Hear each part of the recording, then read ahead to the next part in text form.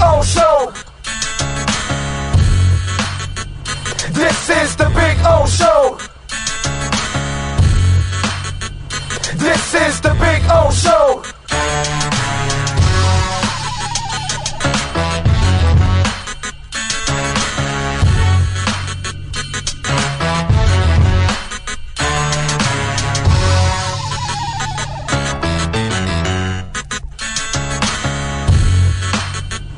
This is the Big O Show. This is the Big O Show.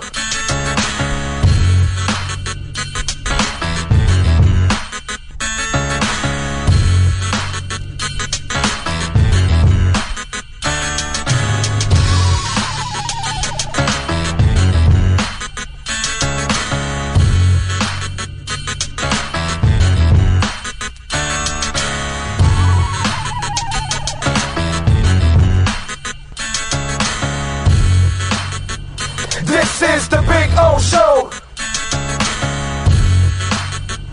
This is the Big O Show. This is the Big O Show.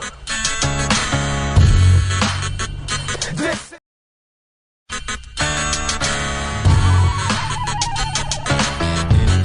So here we are. I wanted to show you the backyard again because we had some trouble last time, but you know, CuttersEdgePro.com does some amazing stuff, and there are the boys and the girl.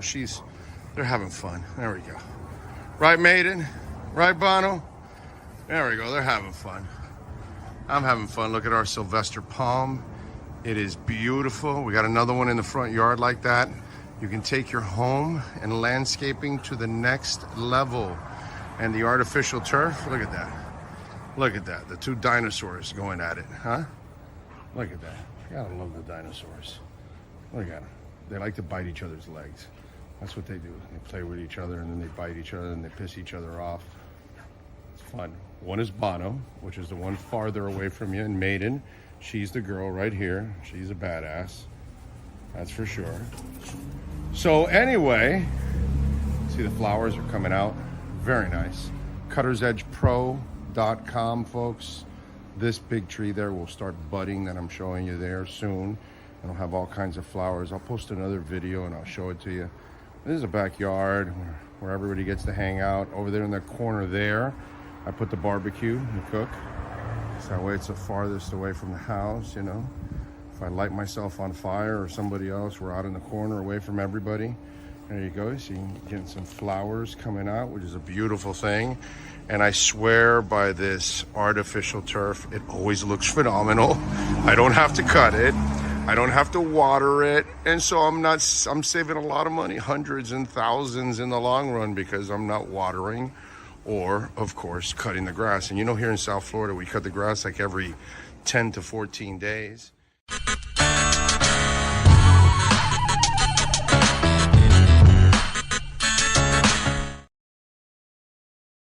When you move, you need a reliable company led by passionate folks eager to assist its customers during a transitional process that needs to be smooth. Call Essential Moving Experts at 844-368-5750 for all your local and long-distance moving needs. You can rely on Essential Moving Experts. Mention the Big O Radio Show and get $150 off. Family owned and operated. They offer free 30-day storage, full service moving, fully licensed, bonded, and insured. Moving was never so easy. EssentialMovingExperts.com. There's no need to drive around South Florida wasting valuable time looking for a new or certified pre-owned Acura. Go to the #1 volume sales dealership in the Southeast United States. Craig Zinn's Acura of Pembroke Pines. Purchase with pace and space in a dealership tailored to your needs. From home buying to providing that personal touch. Contact the 2020 Satisfaction Award winner Craig Zinn's Acura of Pembroke Pines. 888-776-5123. That's 888-776-5123. Or visit them at 15601 Pines Boulevard in Pembroke Pines. For over 16 years, EJDConstruction.com has provided South Florida residents quality craftsmanship, accurate project management, and exceptional service. That's why EJDConstruction.com is an A-rated member of Angie's List and the Better Business Bureau. When you're looking for the right custom home builder for additions or home remodeling, please call my friend Eric at 305-433-4843. That's 305-433-4843 for EJDConstruction.com.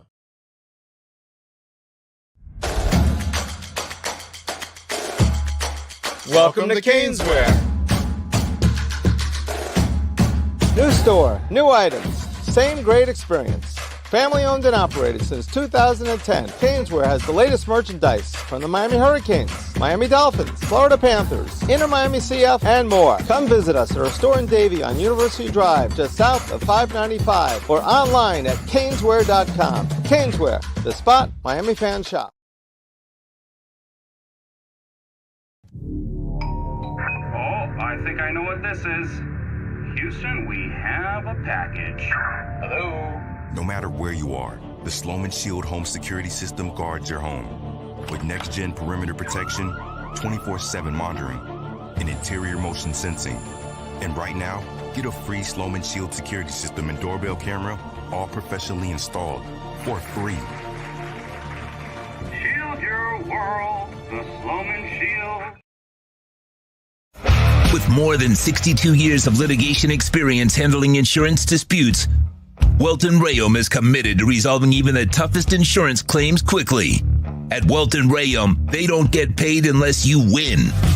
They handle complex personal injury claims caused by the fault of another in both state and federal courts. They handle auto, trucking, motorcycle, slip and fall, and bicycle accidents. Call 954-966-4646. That's 954-966-4646. Welton Rayum can help.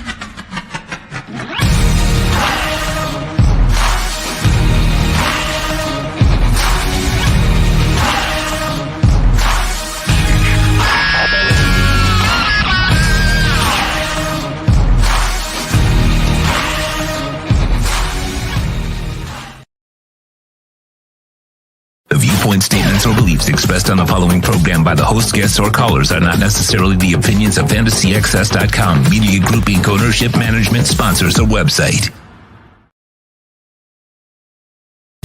When it comes to South Florida sports teams, very few in the media have witnessed, lived, and covered it like the Big O. Let's start the program dedicated to your favorite South Florida teams with a passion that's unmatched. The Big O Radio Show is on. Here's the Big O. Good morning, or is it a good morning? I'm not exactly sure. It all depends, right? I guess it all depends on how you look at it. We didn't get a lot of sleep. Some of us didn't sleep at all, right, Sean? I don't know how he does it. But anyway, so I'm sure after this he'll be sleeping like a baby and taking some kind of a power nap. But anyway, we're cranky. We got bags. It wasn't a good one yesterday, dude. You know what I'm saying? And what are you going to do? Unfortunately, it is what it is. Reality is set in. We can't, dance around it, unfortunately. And Dolphins got plenty of work to do. And it's interesting because, after last night's game, if you know what? We can actually do this together instead. And I think it'll be a little better of an exercise because this is the kind of exercise that you need in order to kind of see things.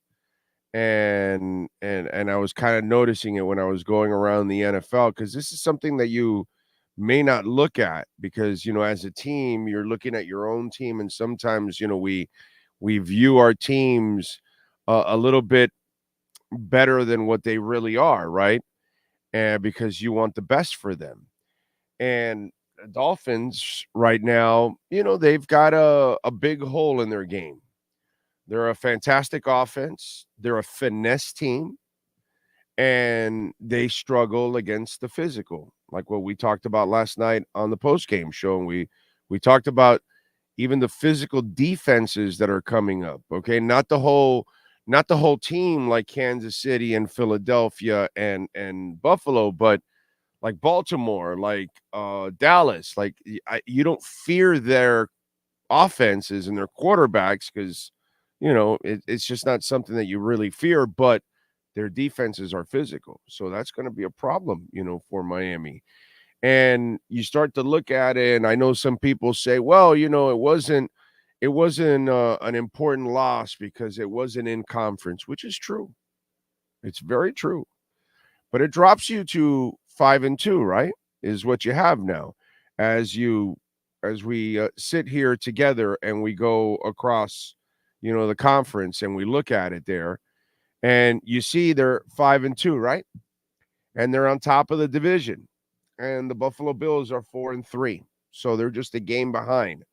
But I just want to kind of enlighten you. Look at the Steelers, dude. They're 4-2. A win off of Miami. The Cleveland Browns. Deshaun Watson has been a disaster. They're 4-2. They can be more physical. That's the reason why they're only a game behind Miami. You look at Dallas Cowboys are 4-2. Atlanta Falcons have one less win than Miami. Now they have one more loss too because they're 4-3. Seattle Seahawks 4-2. So you think the 5-2 record is amazing, but if you start to look around the league, there's a lot of parity, and there are teams that you would think are not in Miami's class, but their record, they're right there. They're right there. A game difference is nothing in this league with 10 games left. We got a lot of football to play, overall. And so Miami isn't in the kind of comfortable position that we think they're in. And we kind of know what their kryptonite is now. They're a finesse team and they can't handle physical. And that's going to be a problem for them. And you can't get more physical. Just doesn't happen anymore. That you need to change players, and that's in the offseason. And there's no trade you're going to make that is going to change the entire complexion of your team and make you physical. And nobody's going to give you the kind of player that you need. That player probably won't even be available. Players won't be available because they're actually really good. So you'll have to wait till they're either free agents or you got to trade for them in the offseason. But, in the trading deadline, will you be able to acquire a player? Sure. But you have to understand that in the trading deadline, desperation sets in, and the teams know you desperately are trying to trade for this person, so you're going to overpay. And Chris Grier's not the kind of guy that likes to overpay. So the physical stature of your team, you may have to tweak it in the offseason. And who it reminds me a lot of? The Florida Panthers. The Florida Panthers were a finesse team a couple of years ago. They had all the most points in the league. They scored 4 billion goals. They were fun to watch, but you can punch them in the mouth. And the Dolphins can score a bunch of points. They're fun to watch, but you can punch them in the mouth. And so they had to get into the off season and bring in Gudis and company and all that and kind of change the way they do things. They had to get more physical, more down and dirty. So I know that it's really quick to just, scream at the top of your lungs and be all pissed off and want to fire everybody and all that. But this is a young coach. He's in his second year. He's got to learn. He's got a lot of one of the things that I like about him compared to, let's say, Flo or Joe Philbin or some of these other guys, I didn't see the potential in them. I didn't see something that I wanted to grow with. I want to grow with McDaniel. Is he ready? No, he's not. But he's not supposed to be, really. Let's be honest. And then the team is definitely not ready. And so it has to be tweaked again. And Fangio just got here, so that's why he doesn't have the people that he specifically needs. And this is going to have to be tweaked now over the next year or two, where you're going to have to become a more physical team, and you're going to have to be able to put up with some of these matchups. You got to be able to mix the speed that you have with the power and the intimidation that you're going to need in order to beat the Philadelphia Eagles, to beat the Kansas City Chiefs, to beat the Buffalo Bills. And ladies and gentlemen, the beauty of having the Bills in the division is if you learn how to beat the Bills, then you've got a chance at beating Philadelphia and Kansas City because they are built the same way. And the Jets, by the way, have done a magnificent job of building their defense in order to take down the Buffalo Bills. And that's kind of the way you have to do things. Whoever is the monster in your division and you're not, well, then you need to design your team first to take down the monster in your division, because that's the only way you're going to get to the Super Bowl and you're going to get deep into the playoffs. You have to go through them. Just like for many years, back in the day, you would have to go through the Dolphins in order. For a long time in the 90s, you had to go through the Bills. You know what I mean? And now or Patriots for many years. Now it's the Bills. So the Dolphins have their homework cut out for them. They're not solving that problem this year. There is no trading deadline that's going to solve that. It's just not going to happen because one player will not change. I mean, remember that stupidity was already tried years ago when they signed Ndamukong Suh, and you thought just by adding Suh, all of a sudden the entire defense was going to get nasty, and that was just one of the dumbest things in the world, and I laughed at everybody that thought that was going to happen. So you're going to need to revamp this defense, and you're going to have to get to be a much more physical team. Besides the speed, you got to have the physicality, and that's something that they have to add to this team. By the way, don't forget to please smash the hell out of the like button. It is very important that you smash the like button, so we appreciate all of you out there as always. Do want to remind you, Cutter's Edge Pro, William Quigley and the boys, Mike, just great people out there. Landscaping just takes your property to the next level. For me personally, when I go to my backyard now, I thank Will every single day because it is just a beautiful thing back there. It is just like an oasis. It's like a little area. It's my own little private Idaho, a little to steal the old B-52 song. I'm living in my own private Idaho. So when I walk out there, the dogs are having fun. The artificial turf is the best thing for dogs, man. It is so easy to maintain. You're never cutting the grass. You're never watering. So it's going to pay for itself in the long run. You're going to save hundreds and thousands because as the years go on, you're not spending any money, overall. And the maintenance is very little. You water it, for a little, if they pee or something, you can water that area. And it drains so awesome, too, on top of all of that. And they do it the right way because there are other people that do artificial turf, right? And they might give you like this little rock bottom price. But, like 4 months later, there's grass growing through it. We're going on year 2 now, okay, because we've had it for over a year. And not a blade of grass has come through it all because it is done the right way. And the other thing about Cutter's Edge Pro is the quality of plants that they use. Sometimes some people, they charge, one price might be the same. It might be a little bit more, might be a little less, but go look at the tree. Like we got these Sylvester trees and we got them and they were thick. And you get some people out there that they sell you these premature trees and they're really skinny, dude. And you're paying the same price, but you're not getting the same quality tree at times. So these are the things that you've got to look at when you want to hire the right company. Go to their Instagram page at Cutter's Edge Pro and check it out. Tree trimming removals, landscape design, outdoor lighting, irrigation, synthetic turf. They do it all. Ask for William, ask for Mike. Tell them that Big O sent you. Dade, Broward, Palm Beach counties, 954-472-0622 for cuttersedgepro.com. All right, what do we got here on the chat board? I see Steve Chapman in the house. Big O, steamroll the crap teams at home, lose to the good teams on the road. If they can't beat the good teams on the road, they aren't winning anything. Yep.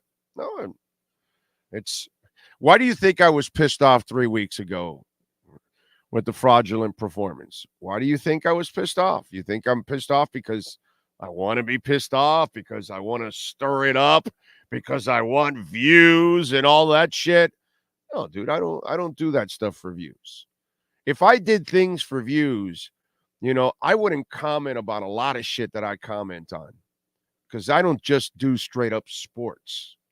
I dig into life, and I'll trash Democrats and Republicans and pretty much every candidate that's out there. That's not something that's fun and normal. A lot of people are turned off by that. I don't give a shit if you are. I don't care if you're a butthurt Democrat or Republican. Don't give a shit. Doesn't bother me. You know what I'm saying? So we're a different kind of show here. I talk a lot about whatever Bitcoin, man. That's one thing that's got me in a good mood, because I've been telling you about Bitcoin for several years now, right? I'm telling you, right? And so here it goes. Here's what we've been preparing for. But this show is a lot deeper than just sports. It's folks. This is something that we just gotta survive and deal with, unfortunately, and hopefully you got more things in your lives than just the Miami Dolphins. Hopefully you got some other things to kind of keep you going, because it's rough, man. It's not easy.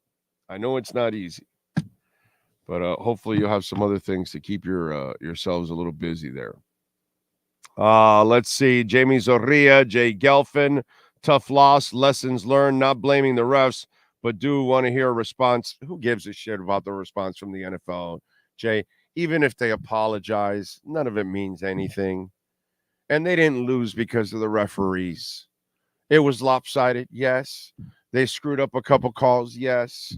But the Dolphins got their asses handed to them. They got dominated. They were the more physical team. And, the amazing part was that the defense actually showed up and did some stuff. The defense scored 10 points for the offense. They actually contributed more to the offense than the offense contributed to the offense. So, it's just one of those things, man. Let's see. What else? Congratulations to the Eagles players, coaches, and referees. Philadelphia needed their 3 key units to defeat an injury-riddled Dolphins team. Eagles are better, Alex. Don't kid yourself, dude. Please. It's just don't lie to yourselves here. Don't sit here and lie to yourselves about all this.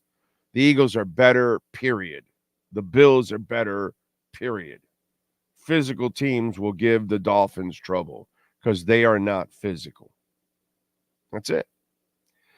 Refs aside, Dolphins need to improve drastically. The offense in big games is still a concern. It's a huge concern. Mike McDaniel is not good in big moments right now. He's a young coach, and he's got a lot to learn.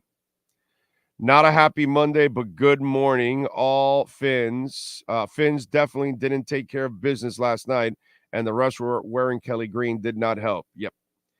I am watching the Eagles rip face masks, hold jerseys, and 0 calls. They were better, bro. They were better. Stop acting like the referees were the reason you lost. Let's see. Morning, fellas. Finn fans, disappointing loss last night, but as crazy as it sounds, the defense played better last night. We still have work to do, but man, we are close. I may be delusional. Yeah, you are. They're not close. They're not close because you can't get physical. It's not going to happen. They're not a physical team. So there's no way that, they're not going to go eat spinach. And then I'm Popeye the Sailor Man. That's not going to happen, dude. They're not running into a phone booth and then they're coming out with the S in their chest. You have to go get those players. They don't have those players.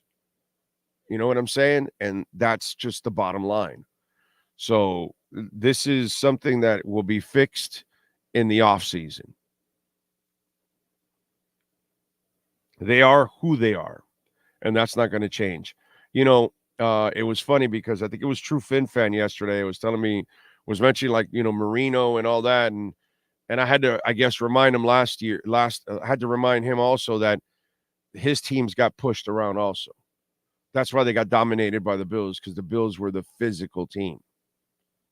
That's why they got dominated by San Francisco in the Super Bowl when Marino got there, because they were the physical team. And that shit never changed with Shula for the entire run of Marino's career. They were always a finesse team. They were never a physical team. They were never physical enough. They haven't been physical since the Killer Bees.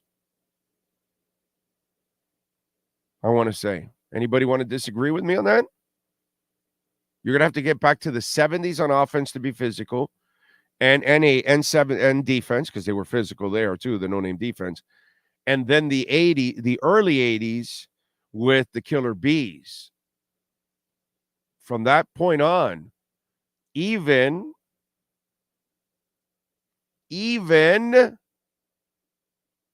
the Jason Taylor years, you were kind of a finesse defense. You weren't a physical defense. You weren't mauling people. You were using your athleticism to overtake people. Your corners, your fast linebacker, your fast defensive end. You weren't more physical than them. The Killer Bees were physical. They'd hit the shit out of you. Okay? So you need to become more, and that's not going to happen this year. Please don't lie to yourselves. Don't lie to yourselves that the referees were the reason why you lost yesterday, and don't lie to yourselves thinking that, oh my God, we need to get more physical by the time the playoffs roll around. This is what they are. They can try and be a little bit more tougher, but they are not, it's like I told you, like the Panthers, the same shit. If any of you follow hockey locally here, like you follow the Dolphins, you know exactly what I'm talking about. The Panthers were fun as hell, and they had no physicality to them. And they scored a whole bunch of points, and then they got spanked. And then they came back, and they tweaked the roster, and they made it more physical. That's what's going to happen here. You have to tweak the roster, and you need to go get some players that are absolutely nasty. You got to find them. They don't have enough of those guys. That's the reality, unfortunately. Now, here's the caveat to all of this. Does that mean you can't win? No, not at all, actually. That's the funny part, because this is a funky game. So you're going to have to play that timely defense, that you're going to have to make those timely stops is what you're going to – that's the kind of defense that you're going to have to end up playing.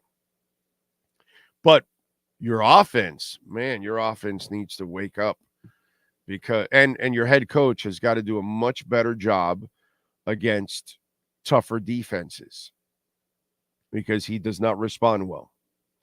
And so that's where this offense needs to pick it up completely. Big O, since last night's referees are employed by the Eagles organization, shouldn't the NFL require them to wear puke green stripes to identify who they work with? Maybe. In the NFL, Big O, there are no easy wins.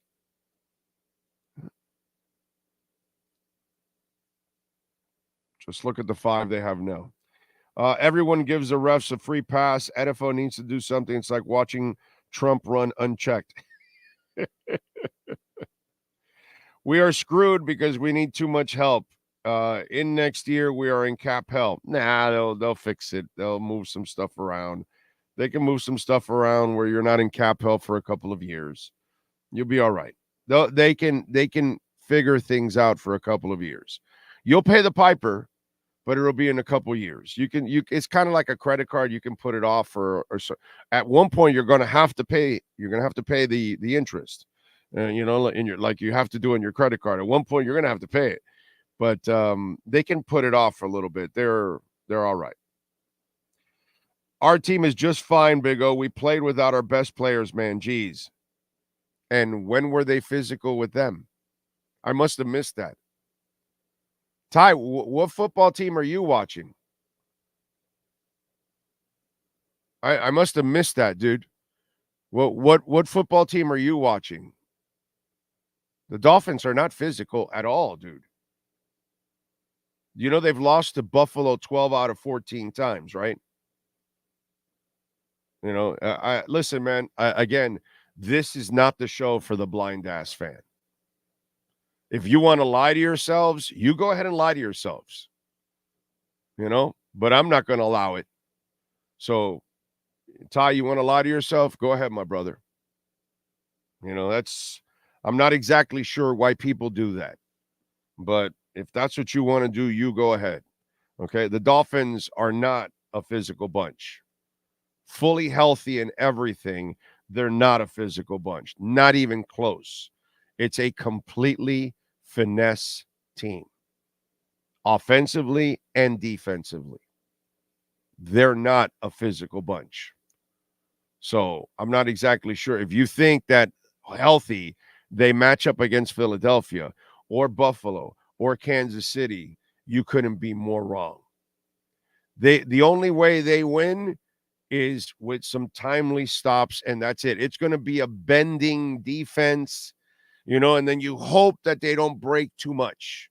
And then you hope that the offense comes to play. But somehow or another, all the physical teams slow down this offense. All the way since last year. I mean, the proof is there over and over. So they were injury-riddled against the Chargers, injury-riddled against the Niners last year, or injury-riddled against the Bills the first time around, injury-riddled against the Eagles. So when will they be healthy? That's what I was talking about last night. Oh, well, no, hey, the next time we play them, we'll be healthy. Are you sure about that? I love that. That's the new one from the Dolphin now. And the writers, too. Well, you know, they're missing. The next time, they'll be all healthy. Are you sure about that? You sure when they get Ramsey and X back, that X won't get re-injured again? You sure that Kader Kohu won't get injured? You sure that, you know, another player won't get injured? Another defensive lineman, another offensive lineman? So we're expecting the guys that are injured to come back, and everybody will stay healthy. Is that what we're saying? That's the plan now. So you guys have like a crystal ball now. I see people in the media writing in and talking about it. I see fans talking about it. Well, we got a couple guys out. When we come back, we're fully healthy because I looked in the crystal ball and everybody will stay healthy.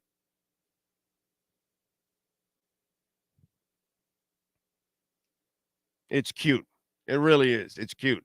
Are you like 12 years old? Is this like a bedtime story they told you?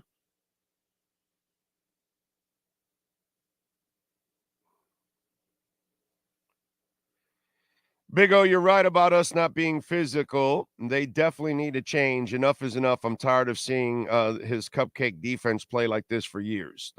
And the offense has also got to get nasty too, because when they go up against physical bunches, they go into a shell. So they've got to do better than that too. Sorry, but that's just the way it is. This will need to be tweaked in the offseason. That's all. Winning the Super Bowl is based on luck too. You need to be healthy. Yeah. I'm just not sure they have the right elements right now because they just don't have enough tough players, unfortunately. So, do you think the Eagles win without 3 starting O linemen? They have a much better chance to win without the 3 starting O linemen than Miami does. Put it that way. Okay?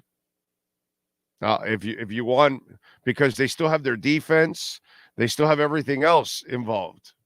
You know, it's again, it's my man. If you need hypotheticals to try to make yourself feel better, well, if the Eagles were missing, what do you think that happens to them? Again, what are we? 12 years old now?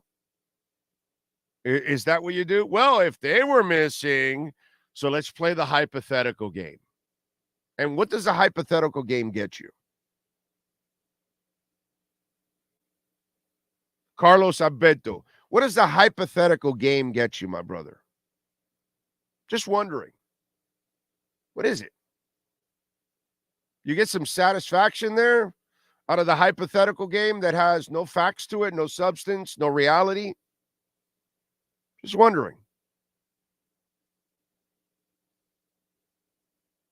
So, bottom line is the Eagles weren't missing their linemen. The Eagles are the better team. The Eagles they're the better franchise right now. They got the better record. Period. End of story. There's no if and what if this, what if that. That doesn't fly anywhere, dude. I don't know why fans love playing the bullshit hypothetical. Not exactly sure where the satisfaction is from the bullshit hypothetical. One that has nothing to do with actually what happens. It's just some child psychology to make you feel better or some shit.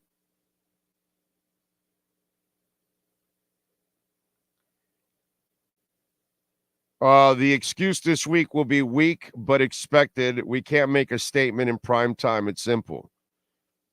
Yeah. And until you cross that threshold, this is unfortunately what we get. And we deserve it, dude. Until McDaniel can, cross the threshold. Look, the difference for me at least is with Gase, in his second year, I was already seeing like, no, this ain't going to work. With Flo in his second year, I was like, yeah, this is starting to come off. And then by year 3, it was, I like this guy. He's just got to tweak things. He's smart enough to figure it out. I think he will figure it out. And he's been part of the Niners and some of the stuff that they do. He knows they've got to get more physical. He's got to know. So I am going to trust that McDaniel and especially Greer will tweak this thing and get it going in the right direction. I really believe that. Oh, by the way, Perdomo cigars. Although we can, you know what, Sean, we can give at least a victory cigar to the Canes, right? We could do that, right? All right, and don't forget, Perdomo Cigars, the factory's at 5150 Northwest 167th Street in Miami Gardens. They've got a beautiful humidor there with all of the cigars. 10th anniversary, 20th anniversary, the Estate Selección, the Lot 23, the Immenso 70, the Fresco, the Double Age, 12-year vintage, which I love the Maduro and the Sun Grown. Those things are just absolutely flavorful. And We've got Perdomo lounges all around the country, in Trustville, Alabama, at the Trustville Cigar Company, in Pompano Beach at Smokin' on Powerline Road, the Black Dar Cigar Bar in Stuart, Florida, the D&D Company in Haram, Georgia, Smokin' Bear Cigars in Steenburg, New York, the Club Humidor, Thousand Oaks, San Antonio. So check it out if you haven't been to one of the cigar lounges. And if you're here in South Florida, 5150 Northwest 167th Street, PerdomoCigars.com. All right, what do we got here? Oh, yes, Cash App or Venmo, by the way. Cash Big O Show. That is Cash Big O Show. And Bitcoin right now at 30,700, getting closer to 31,000. It's a beautiful thing. All right, let's see what we got on Venmo. Hateful Steve is in the house. What would you consider to be a bigger problem towards winning a championship? Teams like the Eagles and Bills that lose games they should win, or the Dolphins who beat the easy teams and can't win the tough games? Oh, the Dolphins, of course. Steve, brother, come on, man. Okay?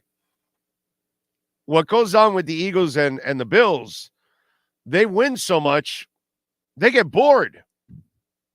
So they have their lapses. So you could get them at a certain moment and take advantage and beat them. But they're used to winning 12 games every year, 13 games every year. So for them, it's different the way I look at them than I look at Miami. I look at Dallas. I look at Baltimore. I look at the Chargers. I look at all those teams that can't cross the threshold. Completely different for them. They have shit to prove. Kansas City, Philadelphia, Buffalo, it's like they're going through the motions. You know, every once in a while they'll get up for some games, but I think they're so good they don't get up for all the games and all the teams. But it's the playoffs that they are waiting for, and they're trying to just kind of get there. I know Kansas City, you can tell, gets bored with the process sometimes. And that's understandable. When you've had that much success, it's really hard to stay that focused. Whereas you're the Dolphins, the Chargers, the Ravens, you know, the Steelers now, all these middling teams.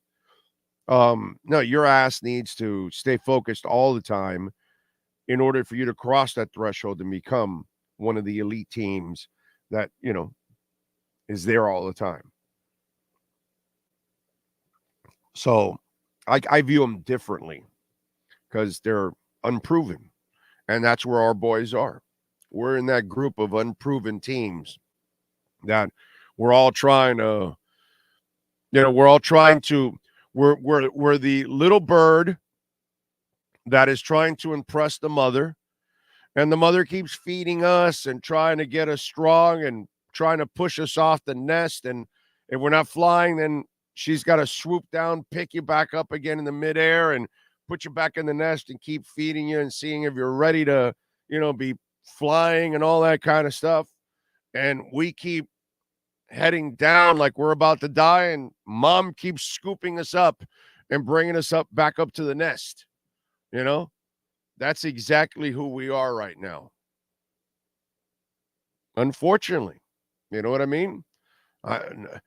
I want nothing more than to be in Las Vegas rooting for the Miami Dolphins. Sean and I have got our Airbnb ready to go. You know what I'm saying? But we got to call it like we see it. And right now, they don't look like they're anywhere near going to something like that, you know, because they're not physical enough. So that's where I would completely look at a lapse by Philadelphia or Buffalo or Kansas City is completely different than Miami. And that's the difference. The Philadelphias and the Kansas City, they get up for the really good games. And they win those games more often than not. But yeah, they'll slip up against a shitty team. Remember last year, Kansas City with Houston, and they almost lost. I think it's almost right. They didn't lose to Houston. Houston, I think, put up like 500 yards on their ass, and they barely beat them. They barely got out of there. You know what I mean? And that's because they're bored. But when you're the Chargers, or you're the Dolphins, or you're the Jags, or you're the Steelers right now, or you're any of these middling teams, you're not allowed to have lapses. Those lapses could cost you a playoff spot.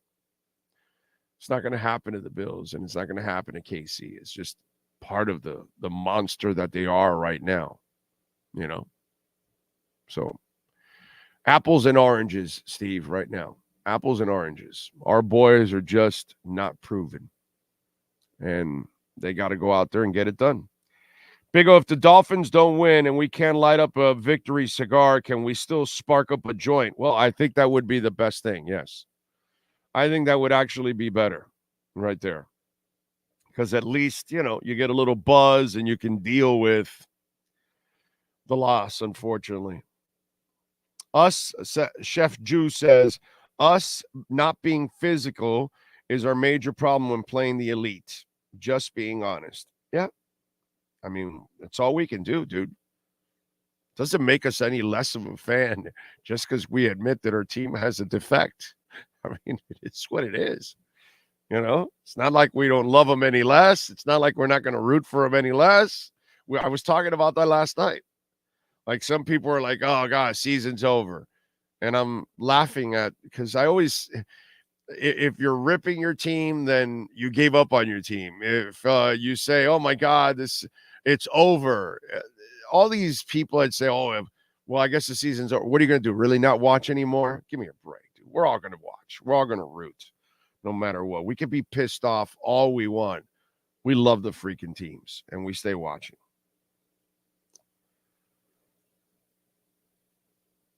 Let's see. Anthony says, Big O, another test must win against the Chiefs and the Bills this season. The road victories double up in grade level and psyche.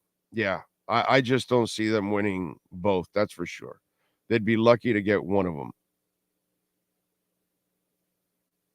I just don't. Right now, they haven't proven this to me yet. And I don't care how healthy you think they'll get. Until this team proves to me that they can actually punch somebody back in the mouth and dominate them. And I think that that's going to take off season to do something like that. Oh, Eli Apple's like that friend of yours who owns a big truck. However, on moving day, he claims his family was kidnapped by ninjas and can't help you as he has to take emergency karate lessons.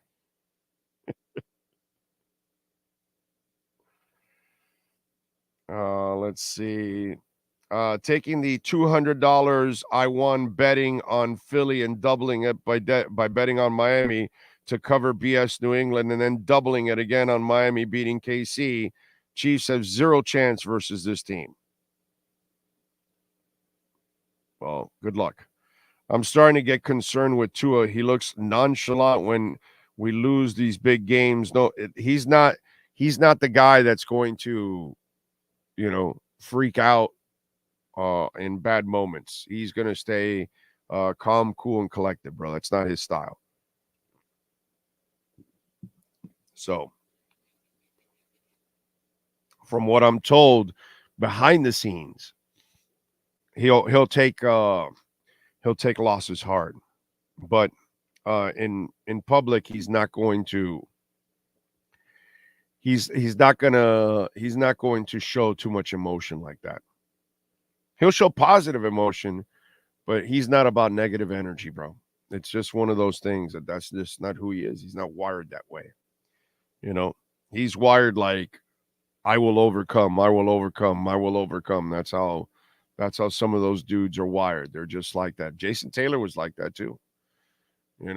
Zach Thomas was like that too. I will overcome. I will overcome. And they're stubborn people, and that's what makes them great. Tua will be fine, but they've got to, not just Tua, everybody on offense, and especially Mike McDaniel. He's got to do a better job in these kind of situations. That I am really unimpressed with Mario Cristobal as a game day coach.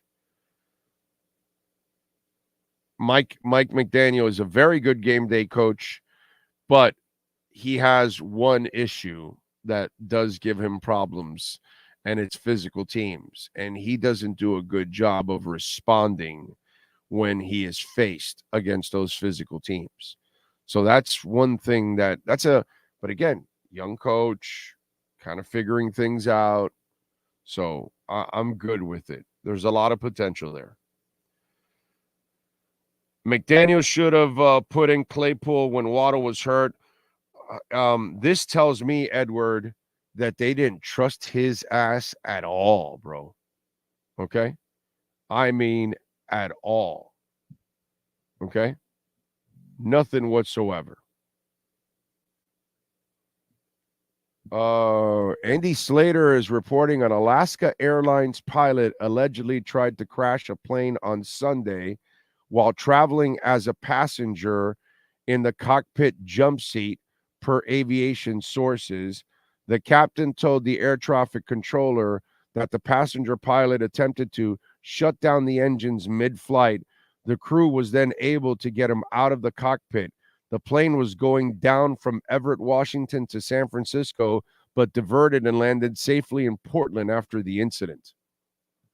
Damn. Okay. All right. That's not good.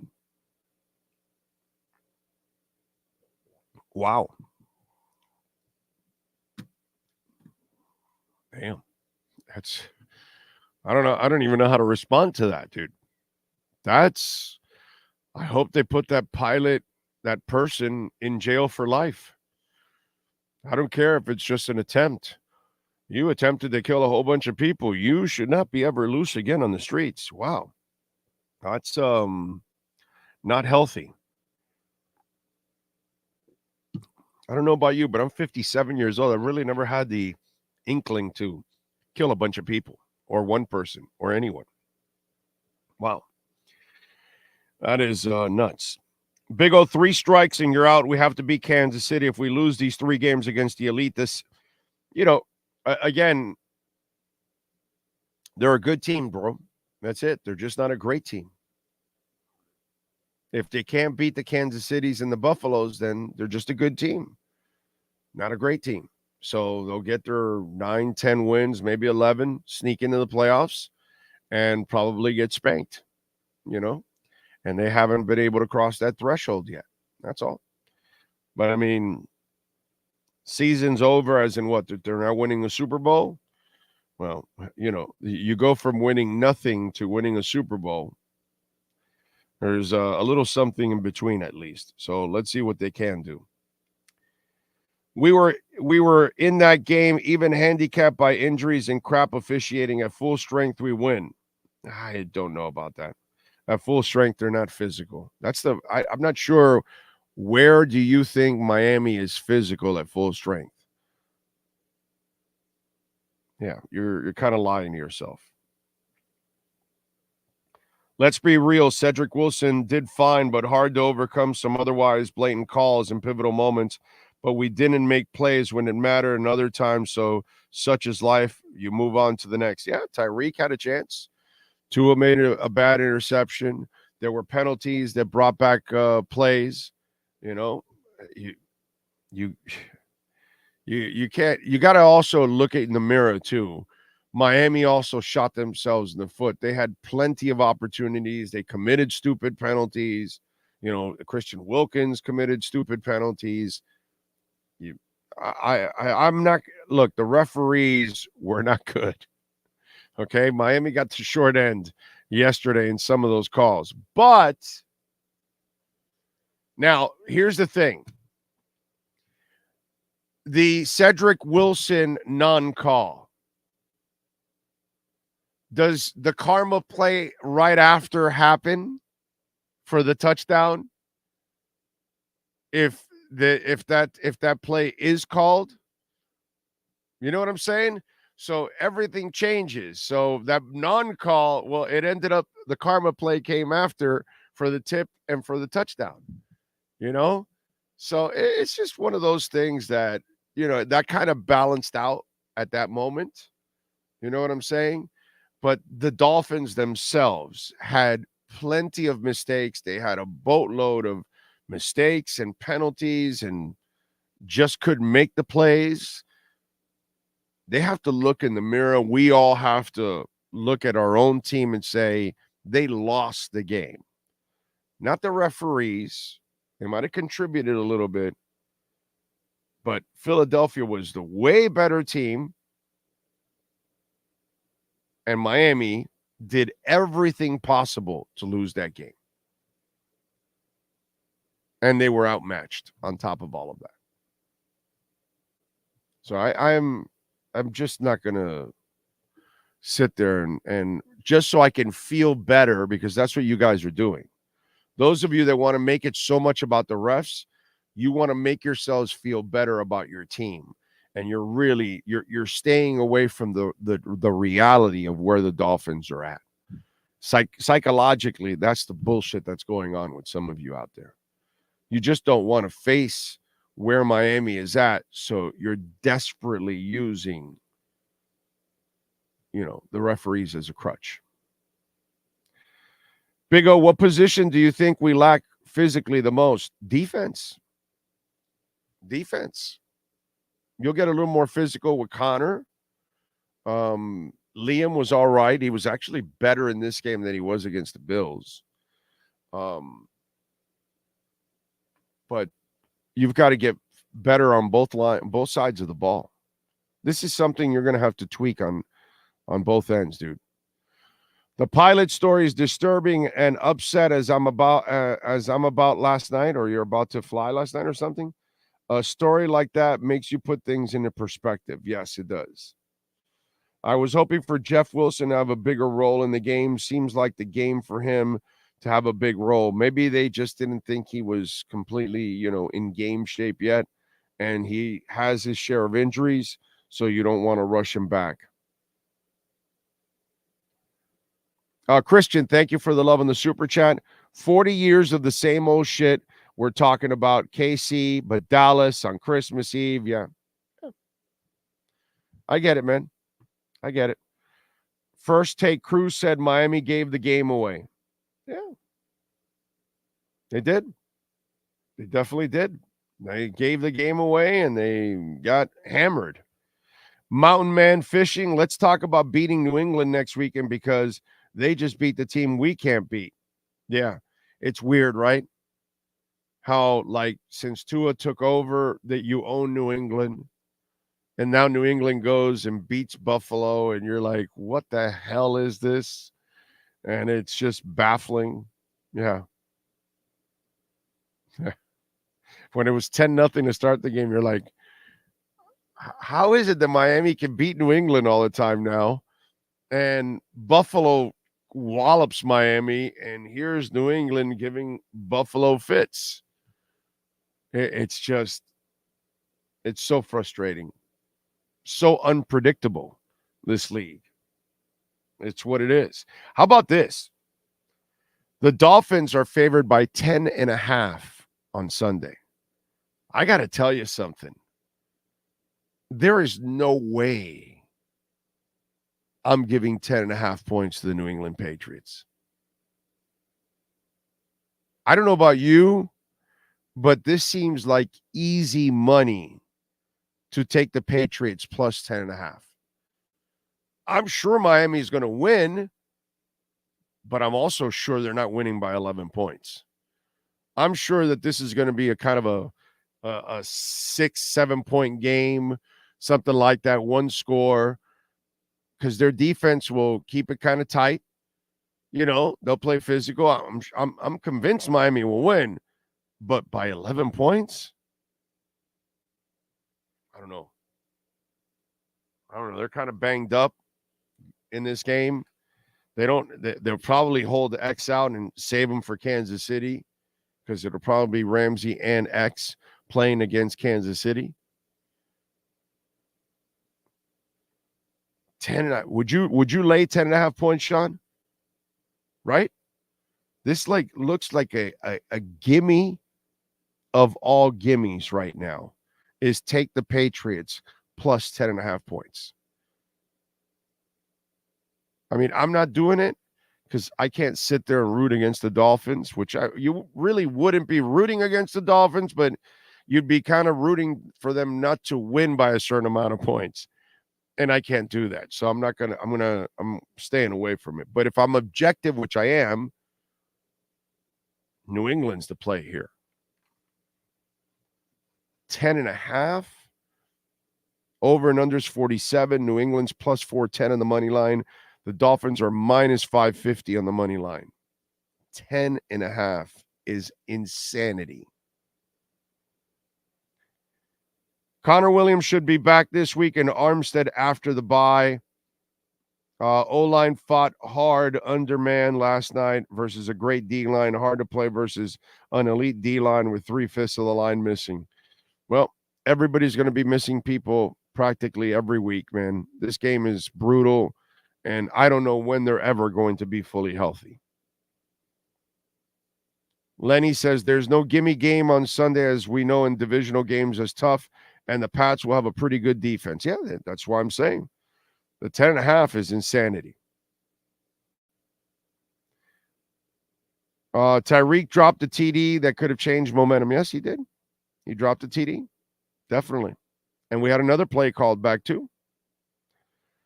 Don't sleep on my Patriots. We know we suck, so why don't we try to ruin the team season? Yeah. That's what they've got to play for, Cole. You're probably right. But 10.5 points, you've got to be a crazy ass better to give 10.5 points for the Dolphins and the Patriots. Big O, that tush push should be illegal because the game was created to give everyone on both sides of the ball to have the opportunity to make a play, and it's impossible when you have that train. Yeah. But okay, folks, listen. The Eagles are not cheating. It's not in the rule book. In fact, I think they kind of took some rule out that kind of was associated to this or whatever, but they took advantage of it. Like many coaches in history found a way around something in a rule book, and now you're going to have to then, competition committee, they'll meet and all that. And if this is something that puts players in danger, then they'll take it out. But if it was our team doing it, we wouldn't be complaining at all. We would be laughing. We'll be saying, hey, our coaches are smart as hell.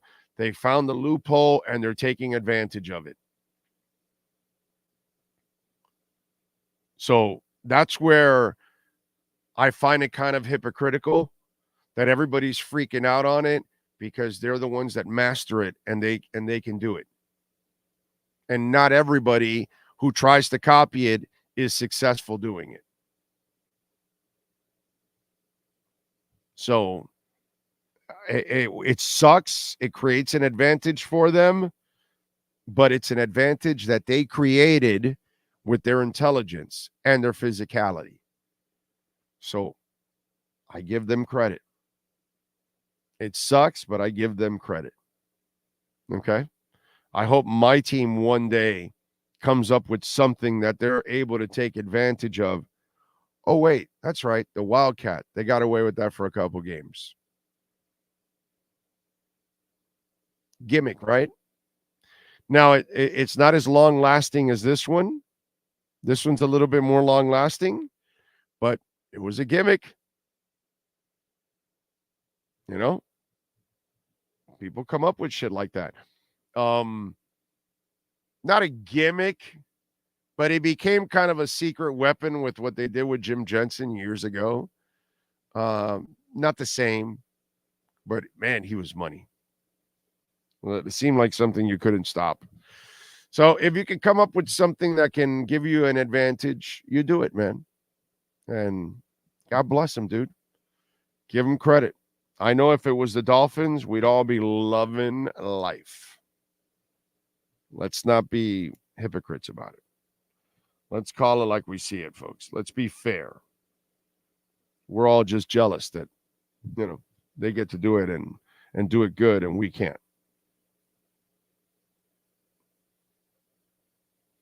As good as Greer has been, has he failed in building the O-line?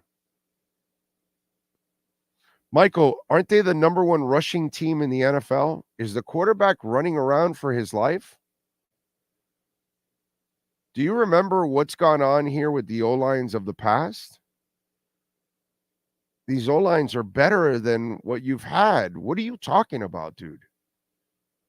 Like, do you have any intelligence as a fan? I'm not exactly sure. Why? Because they're not elite yet? So you've clouded your judgment because they're not one of the 4 best teams in the NFL. Like we didn't know that already? So because they can't compete right now at the Eagles level, at the Bills level in Kansas City, they can't build an O-line. But yet they found Robert Hunt and Austin Jackson to get by. They also got Brandon Shell last year and Robert Jones to survive. Isaiah Wynn has done a really good job. Jalen Carter's a beast. What are you going to do? Kendall Lamb's done a really good job overall. They're doing better now in the O-line than they've done like in the last 20 years. You're not a really smart fan, my brother. Like some of you out there, seriously, dude, like you take one moment last night and you make it sound like it's this problem when you're handling all the teams. You just can't handle the 3 or 4 elite teams. So because of that, you're a failure?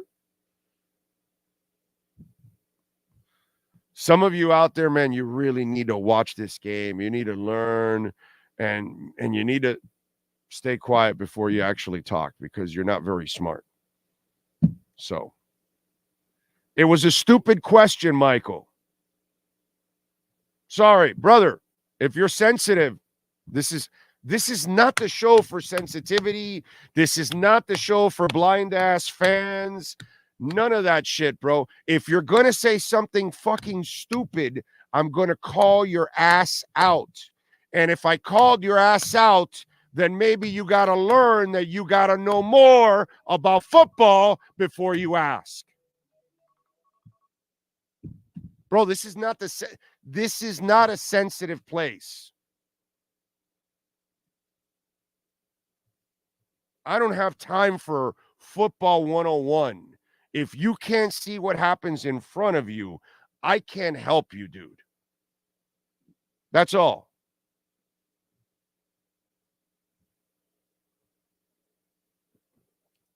Oh, it looked to me like the defense was more effective when it lined up with 3 down linemen.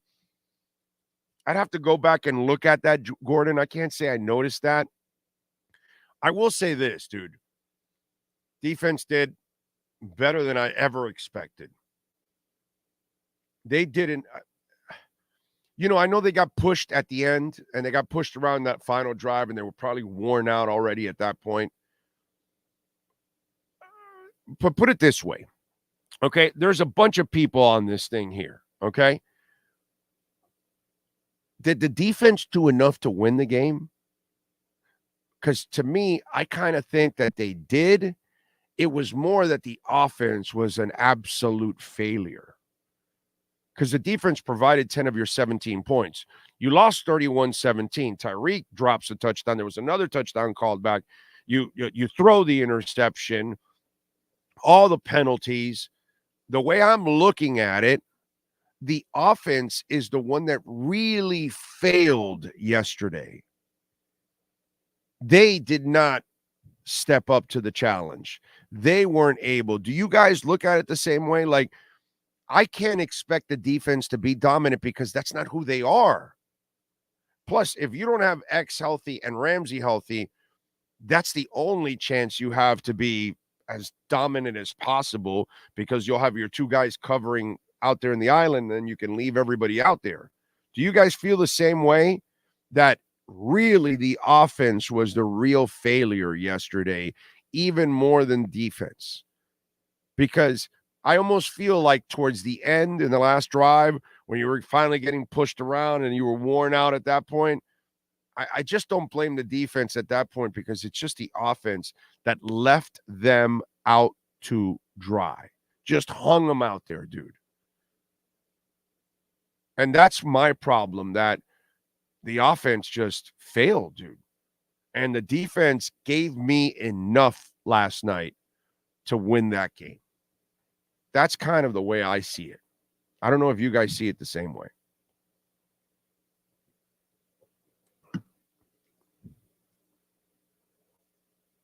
Let's see. Time to beat down Ramsey, Howard, Needham, Armstead, Williams, Wynn, Waddle, temporarily in the rough, suffering from selective blindness. Keno Smith says same old Dolphins every year, but they look good losing. Defense was great, I thought, versus Hurts and the run game. Philly struggled overall running the ball and had Hurts under duress often. Can't complain playing without both starting corners. Cole Spruce says, hey, buddy, take your Phillies top offensive line guys out and have them play practice squad linemen. Yeah, that stuff doesn't fly, bro. Nick, our O-line was missing starting left tackle, starting left guard, and center, really. Well, and when are you sure you're going to be fully healthy? Got to take advantage of any situation you're in, bro. 31 points is not the defense playing well enough to time. Well, but all the 31 points, I mean, some of it we have to also blame the offense too, bro. They're not doing their job. They're not keeping up. Injuries played a part, and the refs were the cherry on top, but our O-line and D-line are not physical enough to win a playoff game, even if healthy, by the way. Even if healthy, they will not win. Baltimore and Dallas don't look like gimmies on the schedule. I don't fear their offenses, but their defenses is something that could be a problem, David. There's no doubt about that. Buffalo and historically rough game in New Jersey. Not impossible to see 4 more losses before the finale against Buffalo. I hope not, but you never know. Oh, I see it differently, says Horn Dog. Defense and offense failed each other also. We tend to forget we played with 3s, 4s, and 5s at cornerback. Yeah. But the guys actually got some pass rush. They were getting to Chubb played a good game yesterday. There were some times they were right there, dude. Hurts was awesome yesterday. He was awesome yesterday, buying that extra half-second. Oh, he has mastered the slide. And that's why the kid, has grown up so much from one year to another last year. And he just manipulates the pocket. He improved his accuracy, obviously, which was something that he needed to improve. And, he's a phenomenal young man. So it just Hurts is impressive, dude. Impressive. And the tush push. One more thing about the tush push. And Tua gave you a little bit of insight on this, why it also works too. Hurts is a wall. Okay, I think Tua told us this week, like he squats like 500 pounds or some shit like that. So you're talking about a guy that under that uniform, he is sculptured. He is strong, bro. His core, okay, is rock solid. So when he is bunched up there, it's like a log. So he isn't bending up or anything like, boy, because that core is strong. And it's like back in the days when those big wooden doors and they get those log, boom, boom, boom. And that's exactly what Hurts is. in that tush push.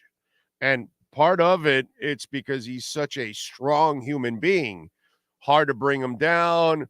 Kid's athletic as hell, strong too. You could be draping on his ass and he's still, getting off a 40-yarder.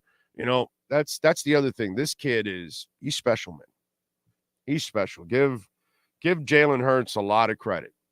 I mean, he not only is a fantastic young man, because that's what, everybody has seen it. The way he has always handled himself. The guy handles himself impeccably. Really, really good find by the Eagles. And it's a risk that for some of us, yours truly, I'm not big on taking guys that aren't necessarily accurate. And I wasn't very, very fond of his accuracy. And he did a nice job, a great job of improving that accuracy. Really, really intelligent quarterback, man. So impressed with that kid. Richard Ray, thank you, sir, for the love in the super chat. Big O, I'm disappointed about the loss, but I'm happy overall with our team. We're making progress. This is McDaniel's second year. Our offense let us down. We've got to lick our wounds and learn from it. Yeah, and make changes in the offseason. Get through this season the best he can. Win as many games, have some fun, put some entertaining product out there, put up some nice stats. You're probably going to have to tweak it in the offseason. But again, listen, here's the thing that I'll tell you. The season's far from over. I'm not going to sit here and make this season about, this is over, they can't win the Super Bowl. Crazier shit has happened. Okay? They don't look physical now. Even at healthy, I don't think that they can be a physical team. I still think they're kind of a finesse team overall. Baker's not a physical player. He hasn't proven that to me. Christian Wilkins hasn't proven to be this home wrecker on the D line.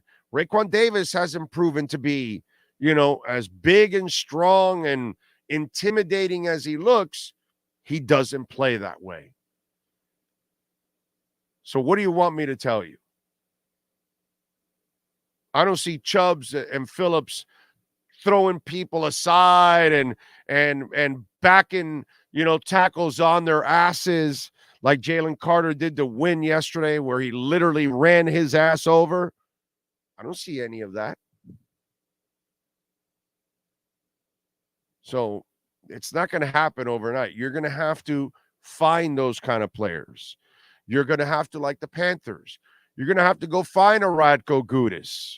You're going to have to go find physical players to play for your team. That will have to be, in the offseason. But crazier shit has happened. Who's to say Miami gets in the playoffs and very Marlins 2003, the ball starts bouncing your way and this guy goes out and this break falls your way and that break, and you end up in the Super Bowl and you just never know. So I get the defects that the Miami Dolphins have, but I am not going to sit here and tell you that the season is over and that's it. And nothing could, man, crazier shit has happened. So I'm here for the ride. Okay. Richard, thank you for the love on the super chat. Very nice of you. Remember, you guys can make a donation through Cash App or Venmo at Cash Big O Show. That is Cash Big O Show, Cash App or Venmo. Ricardo Cuchican. Big O, 7 weeks and nobody showed Fangio a rugby video how to stop the tush push. There is a way. I still believe we go to the Super Bowl. I'll be there. You are the only NFL objective journalist. We're trying.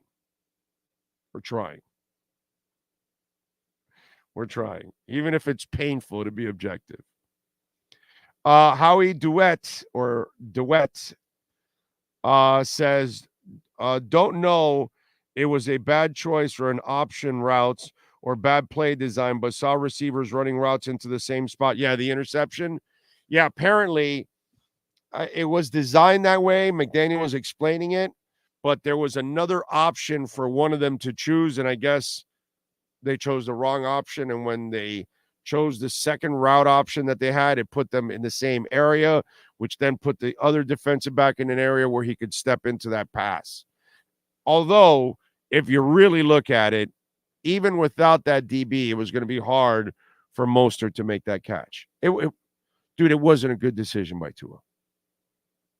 Okay? No bigger Tua supporter in the media than yours truly. Nobody. No bigger believer in Tua in the media than yours truly. Okay? Dude made a bad throw. Quarterbacks do it all the time. Tua, I love Tua, but he's not perfect. Okay? Nobody's perfect. He made a bad throw there. I'm not going to make any excuses for anything. You're right. There were two guys too close to each other and all that, but if you look at the throw and everything and the traffic, it was not a good throw. It's not a good throw. He forced it, which happens. He has a little gunslinger in him. He'll take some chances. He's a fearless-ass dude. That's Tua. Tua doesn't have any fear whatsoever of any moment. He will take chances. Sometimes it's a good thing, and sometimes it's not so good, you know? And that was one of those cases where not so good, ladies and gentlemen, unfortunately. 30,845. Look out. Bitcoin about to hit 31,000. Missed your super chat. What is it? Let me see. Here we go. The O-line is not the problem here. Fewest sacks. No, I know. That's why this guy that came in with the O-line stuff, it's stupid. It's ridiculous. You don't pay attention to what's going on. I mean, and I'm going to call your ass out when it's something so obvious like that. It's like everything has changed about drafting O-linemen. They're way better at finding O-linemen, coaching them, drafting them. They do a marvelous job. Are they at the point of Kansas City? No. They got to build it up. That's all. Tua can't win the Super Bowl, says Christian.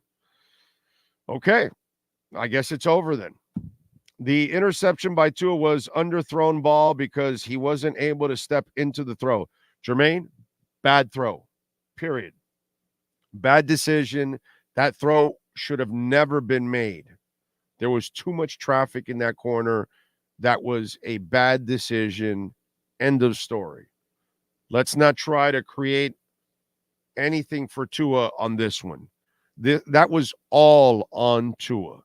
Not on the receivers, not on the DBs, nothing. That was all a bad decision by my man Tua. That's it. Sometimes it happens. You move on. What do I usually drink in the small cup? I guess you're new. Lime and honey. My wife makes it every day. It's for the throat. And so, and especially on a day like today where, you went to sleep at 2 a.m. and I don't get a lot of rest and I have to use my voice again, it's kind of risky. This won't be a long show because of that, because I am going to take care of my voice. Those of you that have been with me for a while, I had a polyp in my throat and I had that removed. And the doctor told me that it was from, beating my throat up for 30 years, talking every day. And so he says that singers and teachers and, people that use their voice a lot end up getting it. And so one of the things is beating up your voice. So being on late last night and not getting as much sleep, because it's so effed up, ladies. And I don't know, some of you are like this. Like you finish working and I don't give a shit what time it is. So if I finish working the post-game show, I don't know what time we finished, Sean, close to 1 o'clock or some shit like that. I can't just dive into bed. Can you do that? Because I can't. I'm kind of wired, even if it's 1 o'clock. So I have to go downstairs and watch a little television to kind of tire myself out So I went to sleep at 2 a.m, and then, you wake up early, and my Benicio del Toro bags are bigger, every day because of that. So a little honey and lime. Ooh. Soothes the throat. And you guys gave it to me. I forgot who gave it to me, but they gave me the idea years ago.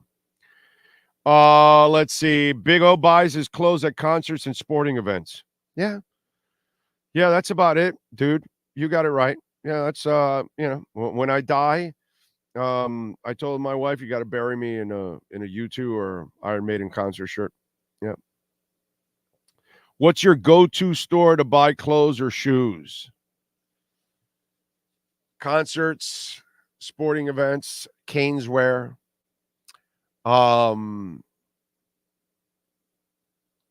God. In all seriousness, I don't think I have a go-to place anymore for clothes. I think I just go wherever I can. And if I need a shirt, I just go somewhere and just go buy a shirt. I don't think I really have like a go-to place. When I was young, it was Macy's and Burdines.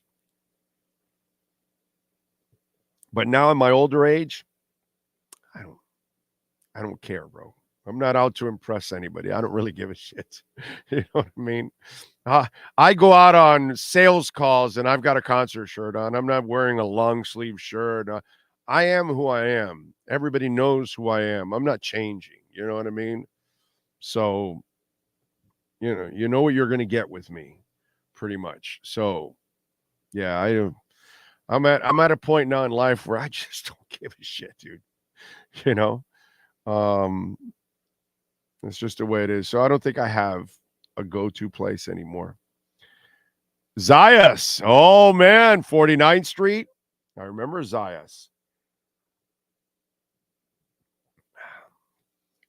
Mr. McMillan. Thank you, sir, for the love in the super chat.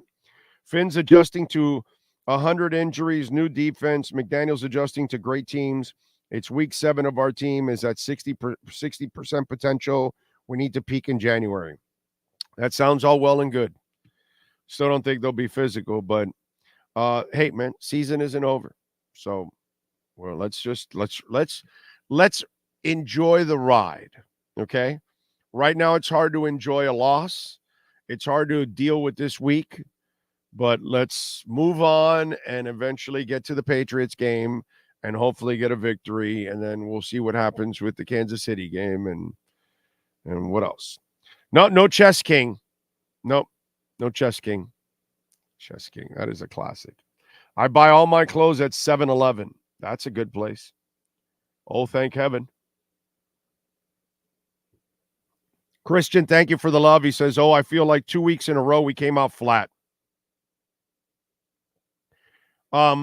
I don't know about flat here. I just think they were just better, and you're not sharp, and also the mistakes too. The mistakes and the penalties.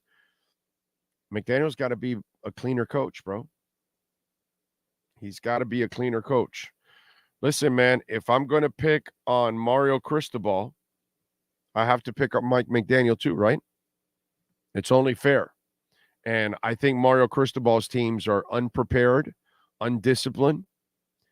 They make way too many mistakes.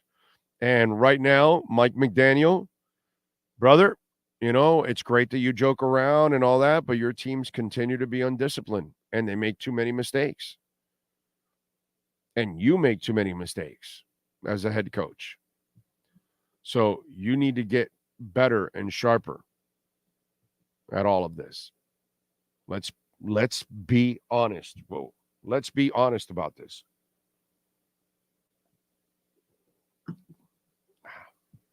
Spilling all this stuff right here. Spilling on my papers. By the way, let's get to our 3A Graphics sports calendar. And listen, if your company, your club, your fantasy team, maybe you guys are going to organize maybe a Finn's group out there wants to print shirts. customized printing and embroidery, please call my guy, Alan Blanco in Hialeah, 980 West 22nd Street in Hialeah, 786-618-1443. Tonight in our 3A Graphics sports calendar, the Niners are visiting the Vikings, and they're favored by 6.5. Over and under is 43. Vikings are plus 240 in the money line. Niners are minus 298 on the money line. The Miami Heat will start their NBA season this Wednesday at the Kaseya Center. They will host the Pistons. They're favored by 8.5 points. The Hurricanes, after beating Clemson, will host Virginia, who beat North Carolina, the team that beat them, Saturday at 3:30. The Miami Dolphins, Sunday at 1 o'clock. They will host the New England Patriots. We will be at Walk-Ons in Kendall. Okay? Pregame starts at 11 a.m. Kickoff, obviously, at 1. We'll be giving away stuff, and we'll be giving away some Big O T-shirts, all kinds of stuff. So please join us over at Walk-Ons in Kendall. That way you can watch the Dolphins and have some fun, and we can talk and have a good old time over there. That is your 3A Graphics sports calendar. Okay. What else do we need? Let's see. Frankie Fresco says, Sean Speedway was amazing.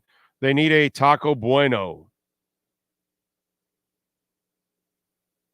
Is he telling you that the Speedway was amazing? That the Homestead Speedway was amazing? Yeah, I believe him and his brother took his dad out to the races this weekend. Oh, okay. And we did Friday. We did the playback thing, that app, and for some reason the Fox News, the Fox station that was coming in was from Tulsa, so our commercials was playing a Taco Bueno. They had $1.49 burritos. Really? Well, there you go. That's a bargain. Yeah, I'm heading to Tulsa today. Let's do it. Let's do it, bro. That's a deal right there if I've ever seen one. What do you think? Should I start doing this playback TV thing? How was it? What do you guys? Would you guys join us on playback TV? So that way, because on YouTube we'll get nailed, but on playback TV we don't, and I can actually be watching the game with you guys, and we can be commenting. That might be pretty good. No guest today, dude. 67. No guest. Tomorrow we'll bring the guest on. We'll get some reaction. Get a day to. There's not really that much to say right now that we didn't say last night. We had 2 guests on last night, one fresh out of the locker rooms and all of that. So nothing today. I pushed back Ira to tomorrow because opener is Wednesday. What's there to say today about basketball? So we'll go tomorrow to talk about the opener on Wednesday. So tomorrow we'll have Anthony Chang and Ira Winderman. So we'll get all of that going on, and then we'll turn the page and we'll start to focus on the Patriots starting tomorrow.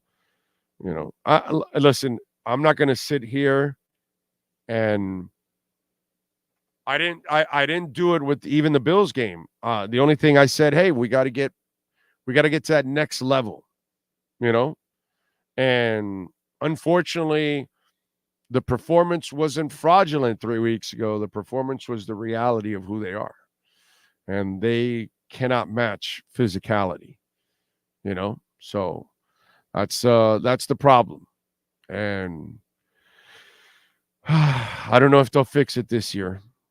I really don't. What kind of a jackass GM builds a finesse NFL football team? I don't know. Ask the Rams. They won 1-2 with a finesse team, with the greatest show on turf. Happens sometimes. You build a finesse team. It's the way they are. Although on defense, they're not really building it. They're in the process because they've changed defensive coordinators. So that one they've got to change. On the offensive line, you know, they are way better than they've ever been in a long time. Lenny says, I joined playback. Okay, good. Yes, do playback, says Juice. Okay, we're going to do that. We're going to do playback TV, And I think if I'm correct here, let me see. I think if I'm correct here, I have it already. Let me see if you guys is there. Again, this is all pure ignorance here. Yeah, you should be able to find Big O Radio Show like everything. So on Playback TV, you should be able to find Big O Radio Show and sign up. Okay. Although I got to talk to you about this stuff. But yeah, because you got to walk me through how to do this, Sean. But we're going to do Playback TV. Okay. We're definitely going to do Playback TV. Maybe we'll do it for Heat games. Maybe on Wednesday, we can start testing it out with Heat games. That might be pretty cool.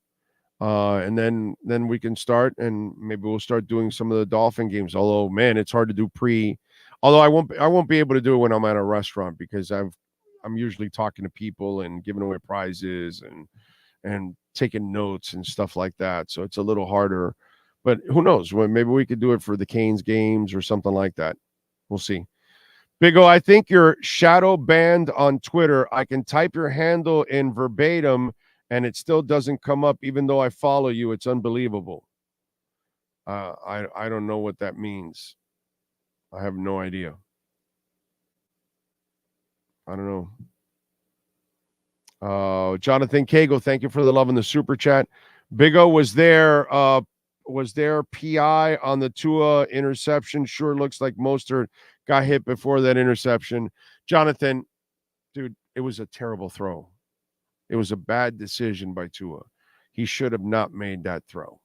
So let's not dance around it. There looks like there was some kind of, if I'm remembering now, there might have been some contact, but in the end, he should have never made that throw. He forced that one. And that's, happens. Quarterbacks will do that. They'll force it. Let's way overspend on players that are only good for 4 to 5 games a year. Good, Chris Greer. All right, there you go. Big O, maybe we need Conrad Dobler on our O-line. You want him to start up some crap? Playback TV for Android? I would imagine so. I'm sure it's both, right? Android and Apple, because Sean uses it and I downloaded it, so it's both Android and Apple. And do we add it to our StreamYard? We could do that? No, right? Okay. So it's completely different. Yeah, it's a standalone app because it takes the viewer's TV show from theirs and syncs it to yours so that they can see exactly what you're talking about at the same time.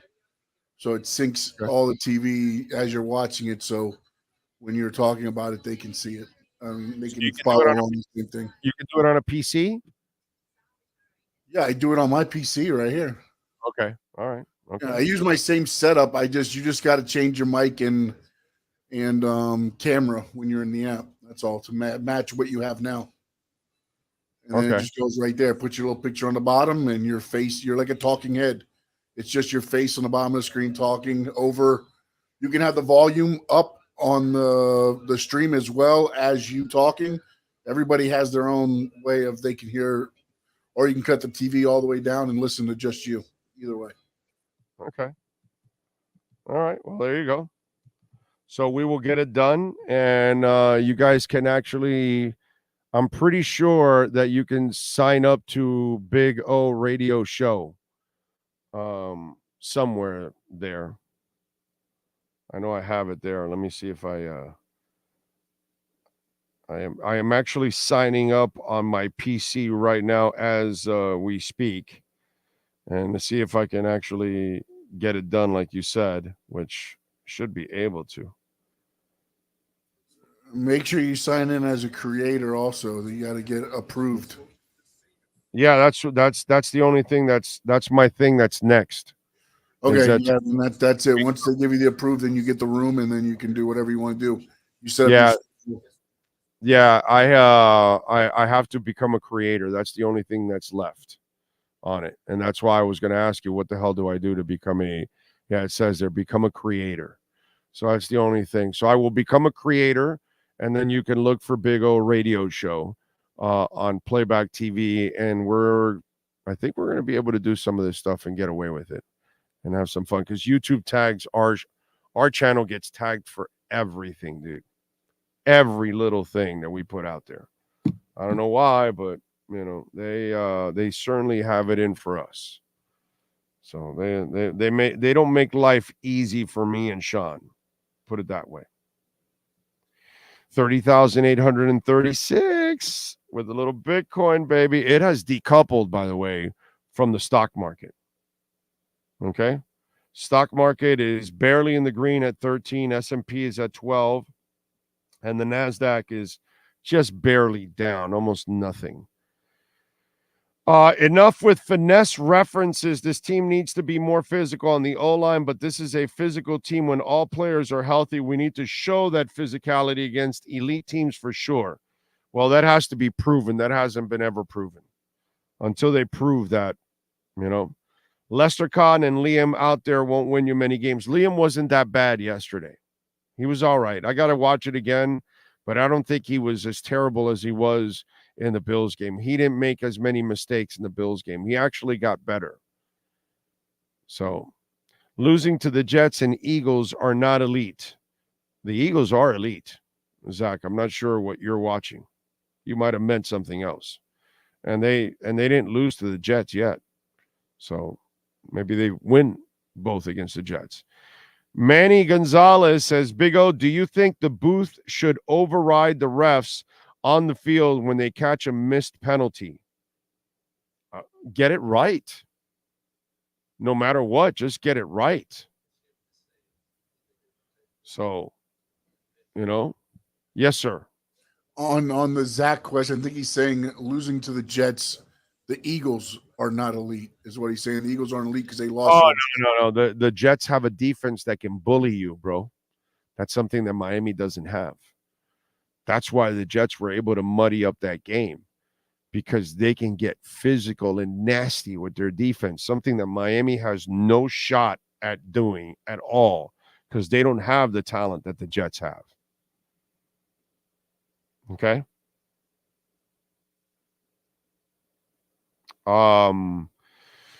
Green Lions, Solana down big time. It's down 2%. It's down to $28.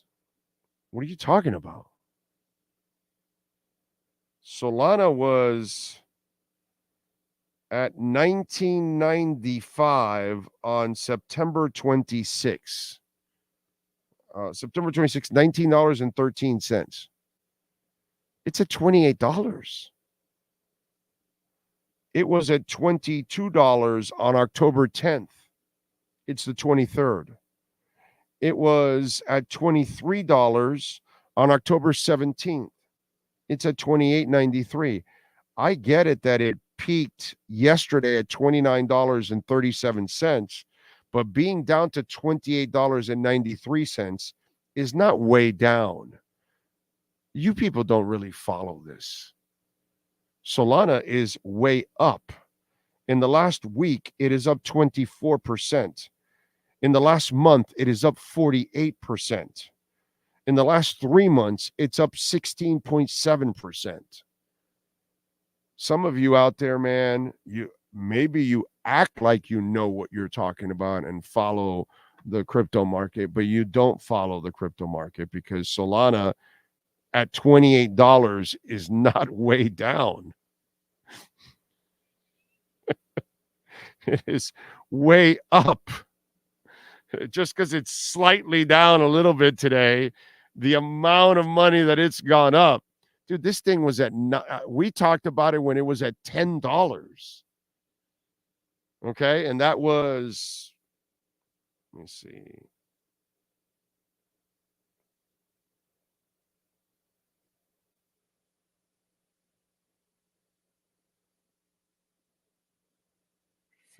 January 10th. Oh, Here.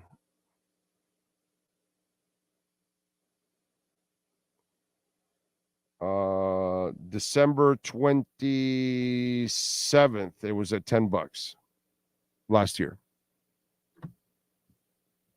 So, this thing, it's up almost 3 times in a year. It's gone up. Come on, man. Some of you out there, you're not really following this. Solana's up big time. Okay. It's only up less than 2% in 24 hours. But in the last week, it's up 25%, man. Okay. If you got it, when it was down in the 10, 12, 15, 17 area, you're loving life right now. I don't have Solana. I only use Solana to actually purchase my Star Atlas. That's usually what I do. I buy Solana and then I trade it for Star Atlas and load up on that. By the way, Star Atlas. Speaking of Star Atlas, I'm a big Star Atlas guy. I'm not a financial advisor. Okay, just a guy who loves crypto. But Star Atlas is up 4%. It's up right now to 17,000th of a penny. This is where you want to get this stuff, by the way. It is up 20% in the last week. It is up almost 22% in the last month. So it is trending in the right direction. I think it's going to be a monster game when it's all said and done. Hopefully Bitcoin will hit 31,000 very soon here. To say we can hang with the Eagles, I don't believe that is true statement. Yes, we lost, but it's because of several other issues. So I believe the Finns lost, but we can definitely hang with them. You need so much to go your way. They're not at the same level of the Eagles. Big O, disappointed after last night, says Sam Thompson, but still positive on the season. This team is good, but not the finished product by a long shot. Still excited to see how this team evolves. Fins up. I'm with you, man. I think they're headed in the right direction as a team. Are they a finished product? No. I agree with Sam. They got to continue to tweak this thing now. Now you've got your defensive coordinator. Now you've got your head coach and your offensive mind, right? You got your quarterback now. Everything's kind of settled in now.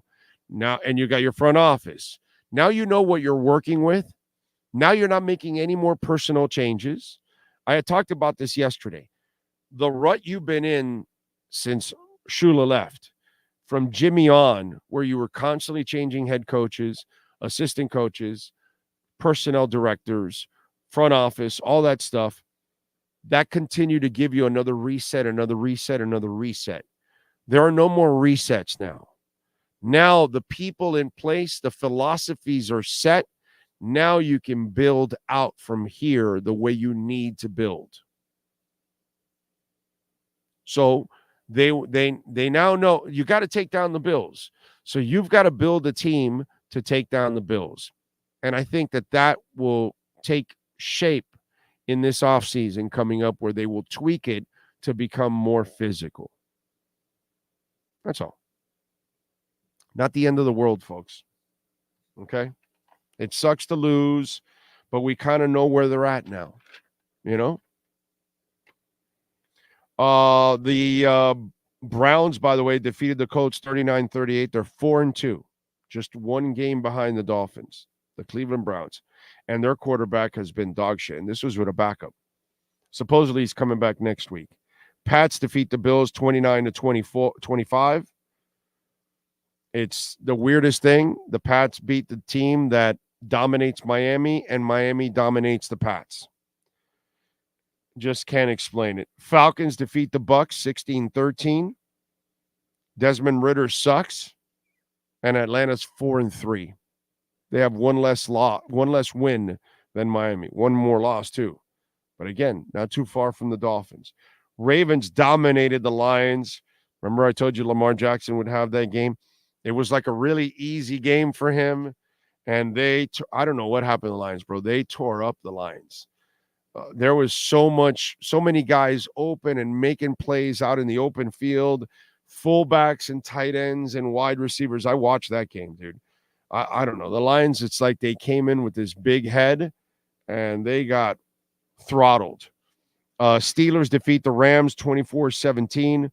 Pittsburgh is 4-2. The Pickens kid is special, man. Seahawks defeat the Cards 20-10. Seahawks are 4-2. Chiefs defeat the Chargers 31-17. Justin Herbert, no surprise, choked away. 17 of 30, 259, a touchdown, 2 interceptions. But he says there's no panic. So, of course, there's no panic. Because it's not like Justin Herbert ever panics. No. Justin would never panic. He doesn't do those things. He is Mr. Ice in Veins, is that man. Birthdays on October 23rd today. Ryan Reynolds is 47. Pelé, who we just lost in 2022, was born on this date in 1940. Happy birthday to the GOAT. Weird Al Yankovic, the GOAT of comedy rock, 64. Emilia Clarke, TV actress, is 37. Miguel, the R&B singer, is 38. Nick Bosa, football player, 26.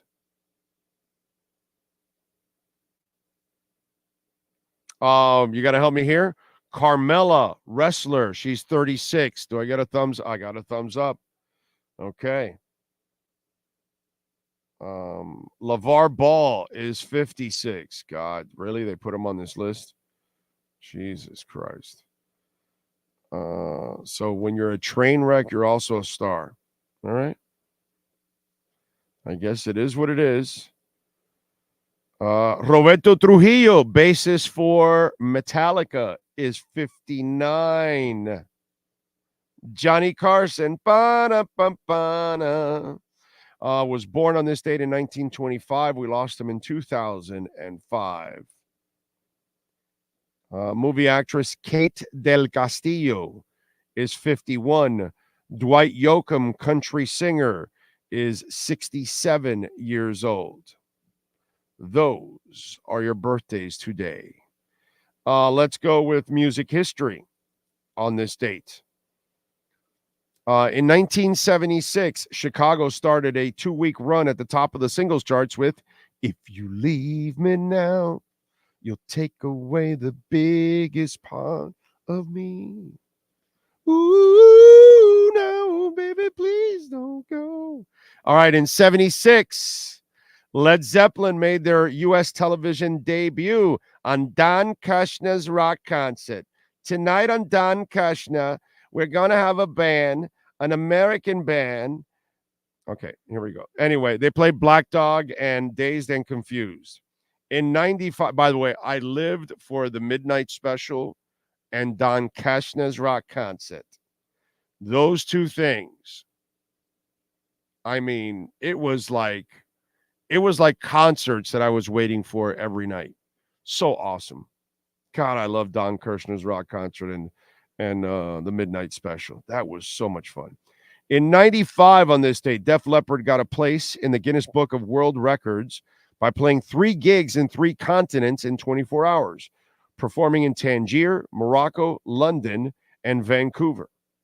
In 89, Nirvana played their first ever European show when they appeared in the Northeast England's Riverside Club, kicking off a 36-date European tour. In 2001, Bush released their album Golden State. The commercially disappointing set would be the band's last record for 10 years. And that is what happened today in Musica Historia. How do you like that? All right. By the way, Saturday, if you want some good R&B, because there's a lot of garbage R&B nowadays. You know, we grew up in an era where real R&B, you know, from Luther Vandross to George Benson, you know what I'm saying? Teddy Pendergrass. You know, we had real R&B. Now they got a bunch of bogus ass bullshit that all sounds the same and has no Al Green in it. You know what I'm saying? You all don't know what R&B is. You kiddies have no idea. But But there is one of the few available nowadays, okay, that do, and they do it the right way, and his name is John Legend. Hard Rock Live on Saturday, if you want to see John Legend. On Sunday at the Hard Rock Live again, Sammy Hagar and The Circle also will be performing this weekend. So 2 excellent events this weekend. And you can actually see somebody that actually knows how to do the blues, the rhythm and blues, the way it's supposed to be done, because John Legend is a badass. He's got an awesome, awesome voice. Anyone dig Grand Funk Railroad? Of course. Let's see. Keep your day job, Big O. Yes, I know I can't sing. Especially my voice is all worn out right now from last night. So, yeah. But I did the falsetto as good as I can, okay? I didn't want to get too good with the falsetto because then Chicago will call me and say, hey, you got to join us here. So I didn't want to do that because then I'm embarrassing people. And, I want to keep my day job. I don't feel like going out on tour all over the world right now. Barstool Sports is dunking on Jalen Carter for flopping like LeBron last night. Yeah. Well, he said it, by the way. I don't know if you know, but that was his quote. I have the story here.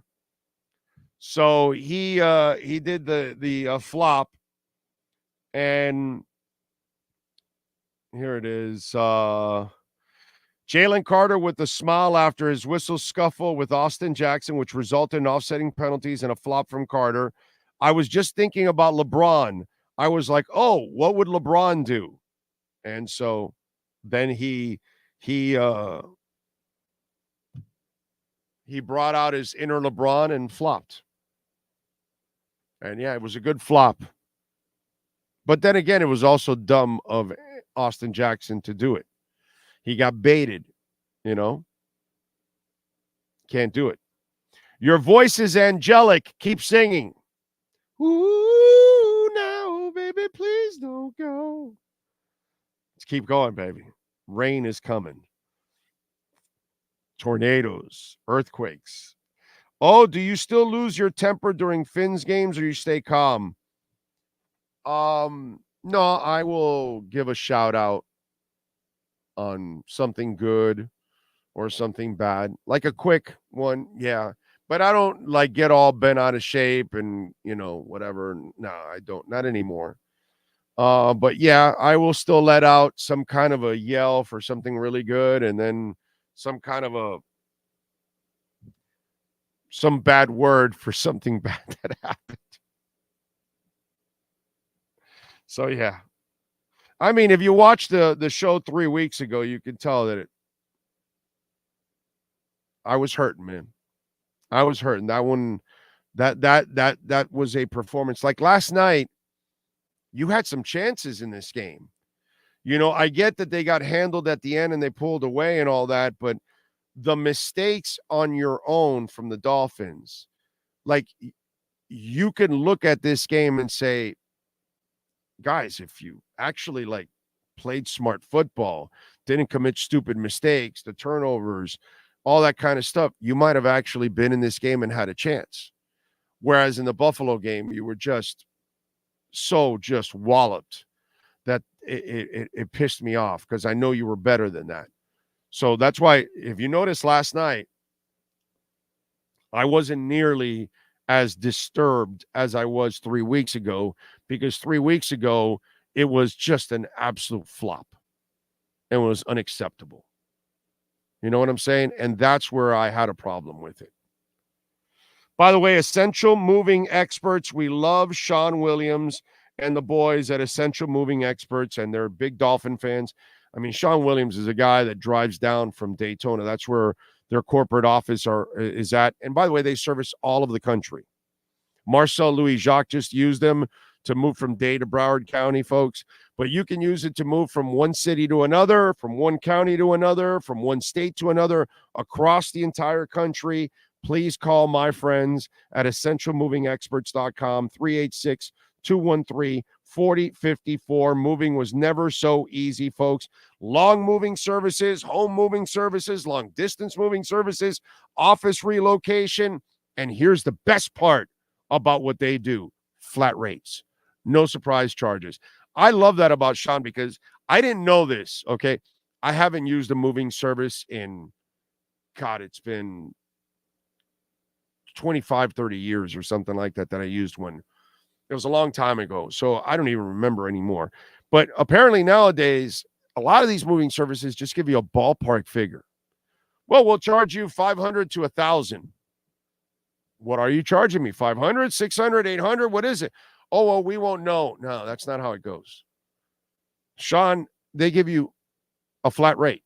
That's your rate. That's it. No, hey, well, it's between 1,500 and 2,200. Huh? No, that doesn't go that way. So this is why you want to call Sean Williams, folks, and tell him that Big O sent you. 386-213-4054. EssentialMovingExperts.com. Big O, do you think there's beef between Tua and Jalen Hurts? No. I think there's professional competition. I mean, dude, he took his job. So there's no way deep down inside he could ever be happy with that he had to leave Alabama to go to Oklahoma, that he got embarrassed in a national championship game and got benched, and Tua came in and won the national championship. That could never be perfect. Come on, man. It's only human nature that it still kind of bothers you. So, I'm sure there's a little bit, but I think it's more professional competition than anything else.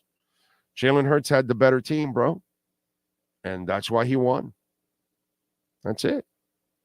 That's all. Just like Tua's performing better now because he has a better team than he had his first 2 years with the Dolphins. Happens, dude. I don't put that Jim Kelly is that much better than Marino. I said Jim Kelly's team was much better than Marino's. Just the way it goes. Joe Montana. I think Marino could have won many championships if he had Joe Montana's, team in San Francisco. Maybe not all 4 championships, but 2 or 3 of them, whatever. But the bottom line is he would have won, but he never had that kind of team. And so when he ran into it in the Super Bowl, they got dominated because San Fran's team was way better on the O-line and D-lines. And when Marino ran into Jim Kelly's teams, they were way better on the O-lines and the D-lines. And same thing happened last night. Tua ran into Jalen Hurts, who had a much better offensive line and defensive line, and he won the game. The faces changed. The scenarios were all the same. And our teams constantly are in that position where they are finesse and not physical. Jason Taylor and Zach Thomas, that was a finesse defense, not a physical defense. Just the way it was. Can't do anything about that. And Marino's teams were all finesse. We haven't had anything physical on defense, like I said earlier, since Woodstock, since the Killer Bees. And offensively, they weren't anything special. But defensively, they could hit. And then if you want a physical offense and defense, you have to go to the 70s. That's the last time the Dolphins were physical on both sides of the line. Interesting, that's the only time they won championships. Wow. Common denominator. Wow. Let's see. It's 50 years. And in 50 years, when they were dominant on the lines, they won Super Bowls. Let's see. With Marino, never dominant at the lines, never won Super Bowls. With Jimmy and Dave Wanstead and all those, never dominant at the lines, You didn't win anything. Last night, you got a great offense that can score a bunch of points, but you're not dominant at the lines. And you ran into a team that was dominant at the lines. My, how times change, but things still stay the same. Isn't it interesting? Isn't it intriguing? Don't you find that just, wow, damn, nothing changes. It's the same problem. We haven't been able to figure it out. We haven't been able to get back to where they were in the 70s. So that's what needs to happen, ladies and gentlemen. There you go. Ty the Kid.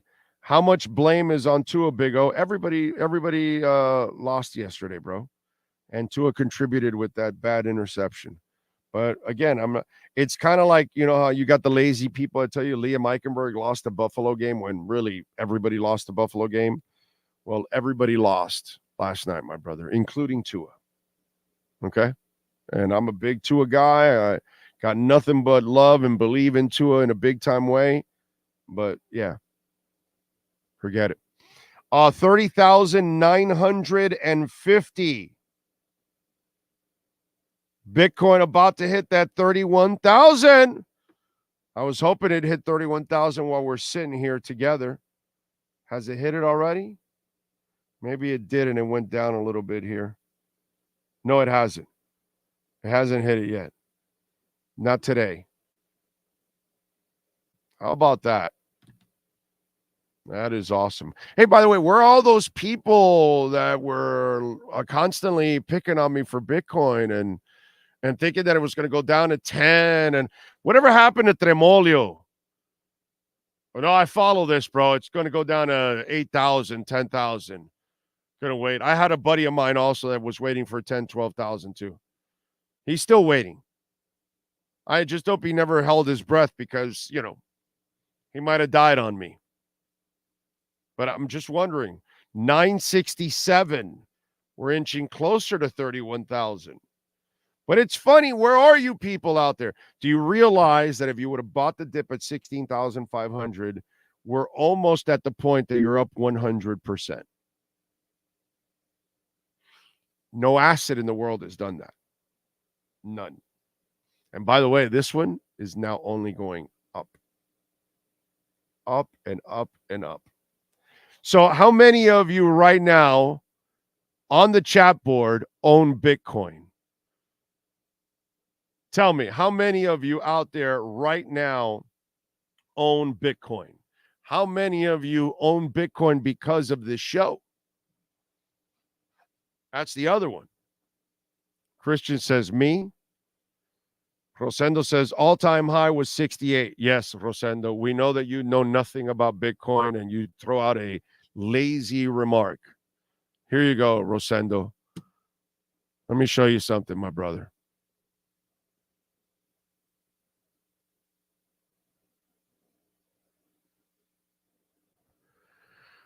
Oh, where is the all-time? All you got to do is look at the all-time, what's it called? All-time, what's it called? Run, and it's 0, and we're almost at 31,000 now.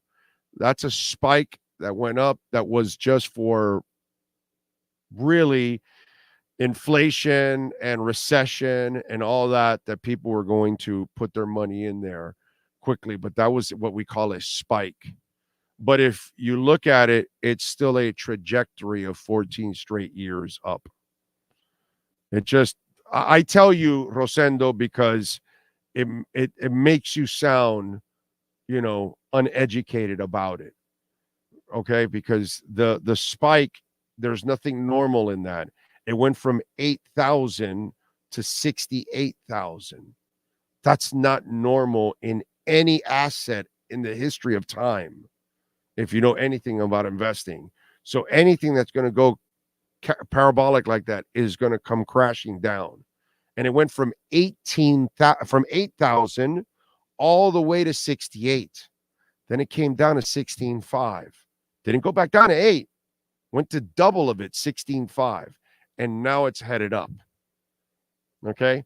And 76% of Bitcoin has not moved in a year. So it tells you that there's a foundation already set, like myself, like a lot of other people, that we're holding on.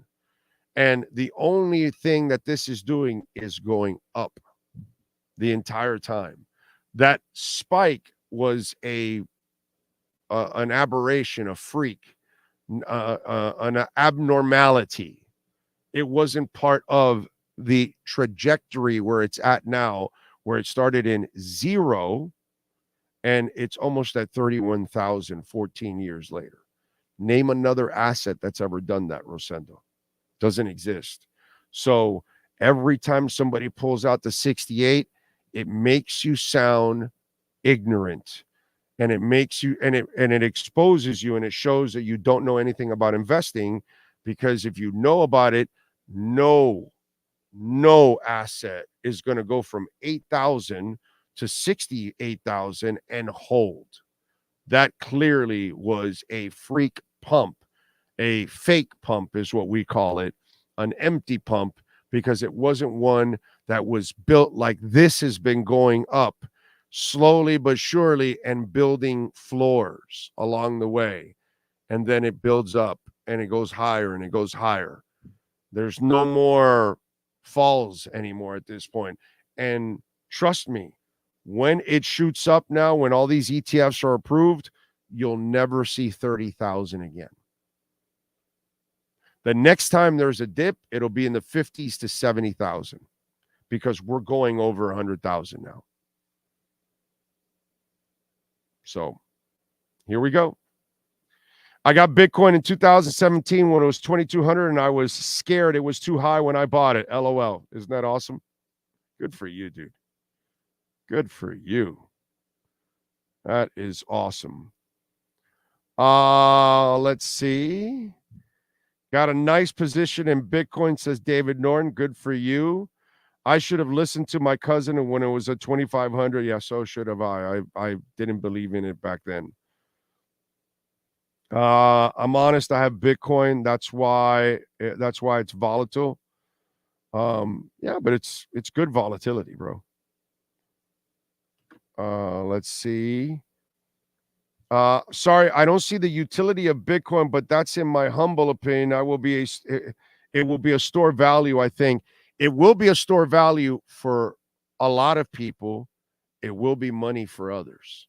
In Argentina, in Colombia, in El Salvador, in countries where their dollar has already just completely, crashed, they will use Bitcoin as currency. There's no doubt. Now, eventually, initially, Bitcoin is going to be currency for people because it's the first one. It's the one people are going to know. The Lightning Network is already established, all of those things. So everything is in place for you to make payments with Bitcoin. Then once the world, remember, less than 5% of us are in a crypto. Once the world catches up and starts using it on an everyday basis, that's when you are 1,000% correct. Then Bitcoin goes to what it's supposed to be, a store value. And then we will have other currencies that will be used, other cryptos that will be used as currencies. You are 1,000% correct. But early on, I want to say the next 5 to 8 years, it'll be Bitcoin, because all these countries are going to adopt it, and it's already kind of in place. So it will be money for a lot of people. Listen, the unbanked, whether they're in El Salvador or in Africa or in Argentina or in rural areas of Brazil, they're going to end up using Bitcoin. That's going to be their money. That's going to be what they use every single day, because it's going to also maintain its value. In fact, it's only going to go up in value. these ETFs that they're about to approve, okay, the Grayscale one, they already own 650,000 Bitcoins. So they're just changing their product to the ETF. So they already have the Bitcoins in place. But BlackRock is not allowed to buy the Bitcoins. Neither is ARK Investments and Fidelity and all that until they're approved. The second they're approved, then they're going to use their investors' funds to buy billions, possibly to $1 trillion in Bitcoin. The reserves are at all-time lows. They are going to be absolutely dried out when these investment firms get a hold of them. And if you don't have Bitcoin, oh, man. So, get it now. Not a financial advisor.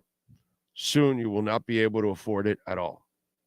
And only the rich will enjoy Bitcoin. I just converted all my other crypto to Bitcoin, done with the BS. I get it. Had some before the show, says no doubt. Nice. Investing is a long term, I know that, but it was a high stakes time to recover. When you DCA, Rosendo, you never lose, my brother. Dollar cost average, my friend. I don't, if you follow it, it's pretty obvious it's not speculation. Let me ask you something. If it's speculation, why is BlackRock getting into it? They manage $11 trillion. Fidelity, ARK Investments, Grayscale. Why do you think the smartest and the richest people in the world are getting into it? All they wanted is regulations, and they're getting that now. By the way, I hope Tom Emmert, right? I think it is. I hope he gets the vote at the House. I know it's going to be hard because I know they've got like 8 or 10 of them, and these idiots, this is just the dumbest group of human beings that there are, this Republican Party. It's just, they're really stupid people. But all this infighting and everything, but Tom Emmert would be awesome because he's pro-Bitcoin. So we kind of need that. That would be really good. I mean, the SEC has lost every lawsuit against it. It's awesome. I bought Tesla at $23,000. Oh, at $23. I'm sorry. Nice job by you, Eric. Way to go. What the hell is Ryan Clark saying about the Miami Dolphins? I have no idea, sir. I used all my Fidelity money and invested into Bitcoin. I will not let my boss know that. He doesn't believe in Bitcoin. Well, he's a fool. You know? Hate to say it for any of you out there, if you don't believe in Bitcoin, use a fool. Use a fool, and you'll see. I got into Bitcoin 3 years ago. So I got into it when it was on its climb. So, and I had very little Bitcoin, very little, because it was too expensive. It was in the 40s when I first got into it, and then it got to 68. I bought some in the 40s, and I think the last time I bought a little bit was at 51, but it was very little. I had, I don't know, maybe $1,000 of Bitcoin. Not much, really. Yeah, maybe 1,000, maybe 800. I didn't have a lot of money in Bitcoin because it was too expensive. And then when it went down, I started buying. And I have not stopped buying. Now I stopped buying. Once it hit 30, I stopped buying because my Bitcoin is way down into the 20s. So I've got a nice average now because I bought like crazy. Had to keep buying. So yeah. So I've been at it for 3 years now. And I thank Alex Dono, by the way, who's the one that was into it. And we were at Onside and he mentioned it. I looked into it and then, you know, I kind of went into the rabbit hole and the rest is history. So I thank Alex Dono for turning me on to Bitcoin, which then led me to all kinds of crypto. Because I know he's not as deep into crypto like I am, but I know that he was always into Bitcoin and he got his Bitcoin. So He says total BS. Eagles committed 0 penalties all game. Even showing clips on CBS NFL should be embarrassed. Listen, man, in the end, Nico, it doesn't matter, bro. Dolphins got to go out and prove that they can win these kind of games, man. Let everybody talk all the shit that they want about the Dolphins. The Dolphins have to sit there and take it. You know? That's all. I remember ETH at $2. That's pretty awesome, huh, Andy? If you got it then, God bless you, dude. God bless you. I've got my ETH under the average around 900, actually. Right around there. 900, 1,000, somewhere there in that average. But, yeah. And ETH, I think, is still pretty affordable. All right, we are out of here. We thank all of you for tuning in. Those of you that sent in a super chat, thank you. Cash App or Venmo, as always. That is Cash Big O Show. Cash App or Venmo. Appreciate you all out there. Remember, you can send in a Bitcoin donation, which we always love that. We thank Sean Stanley, the man, the myth, the legend. We'll see you tomorrow. Same time. Same place. Same bat channel.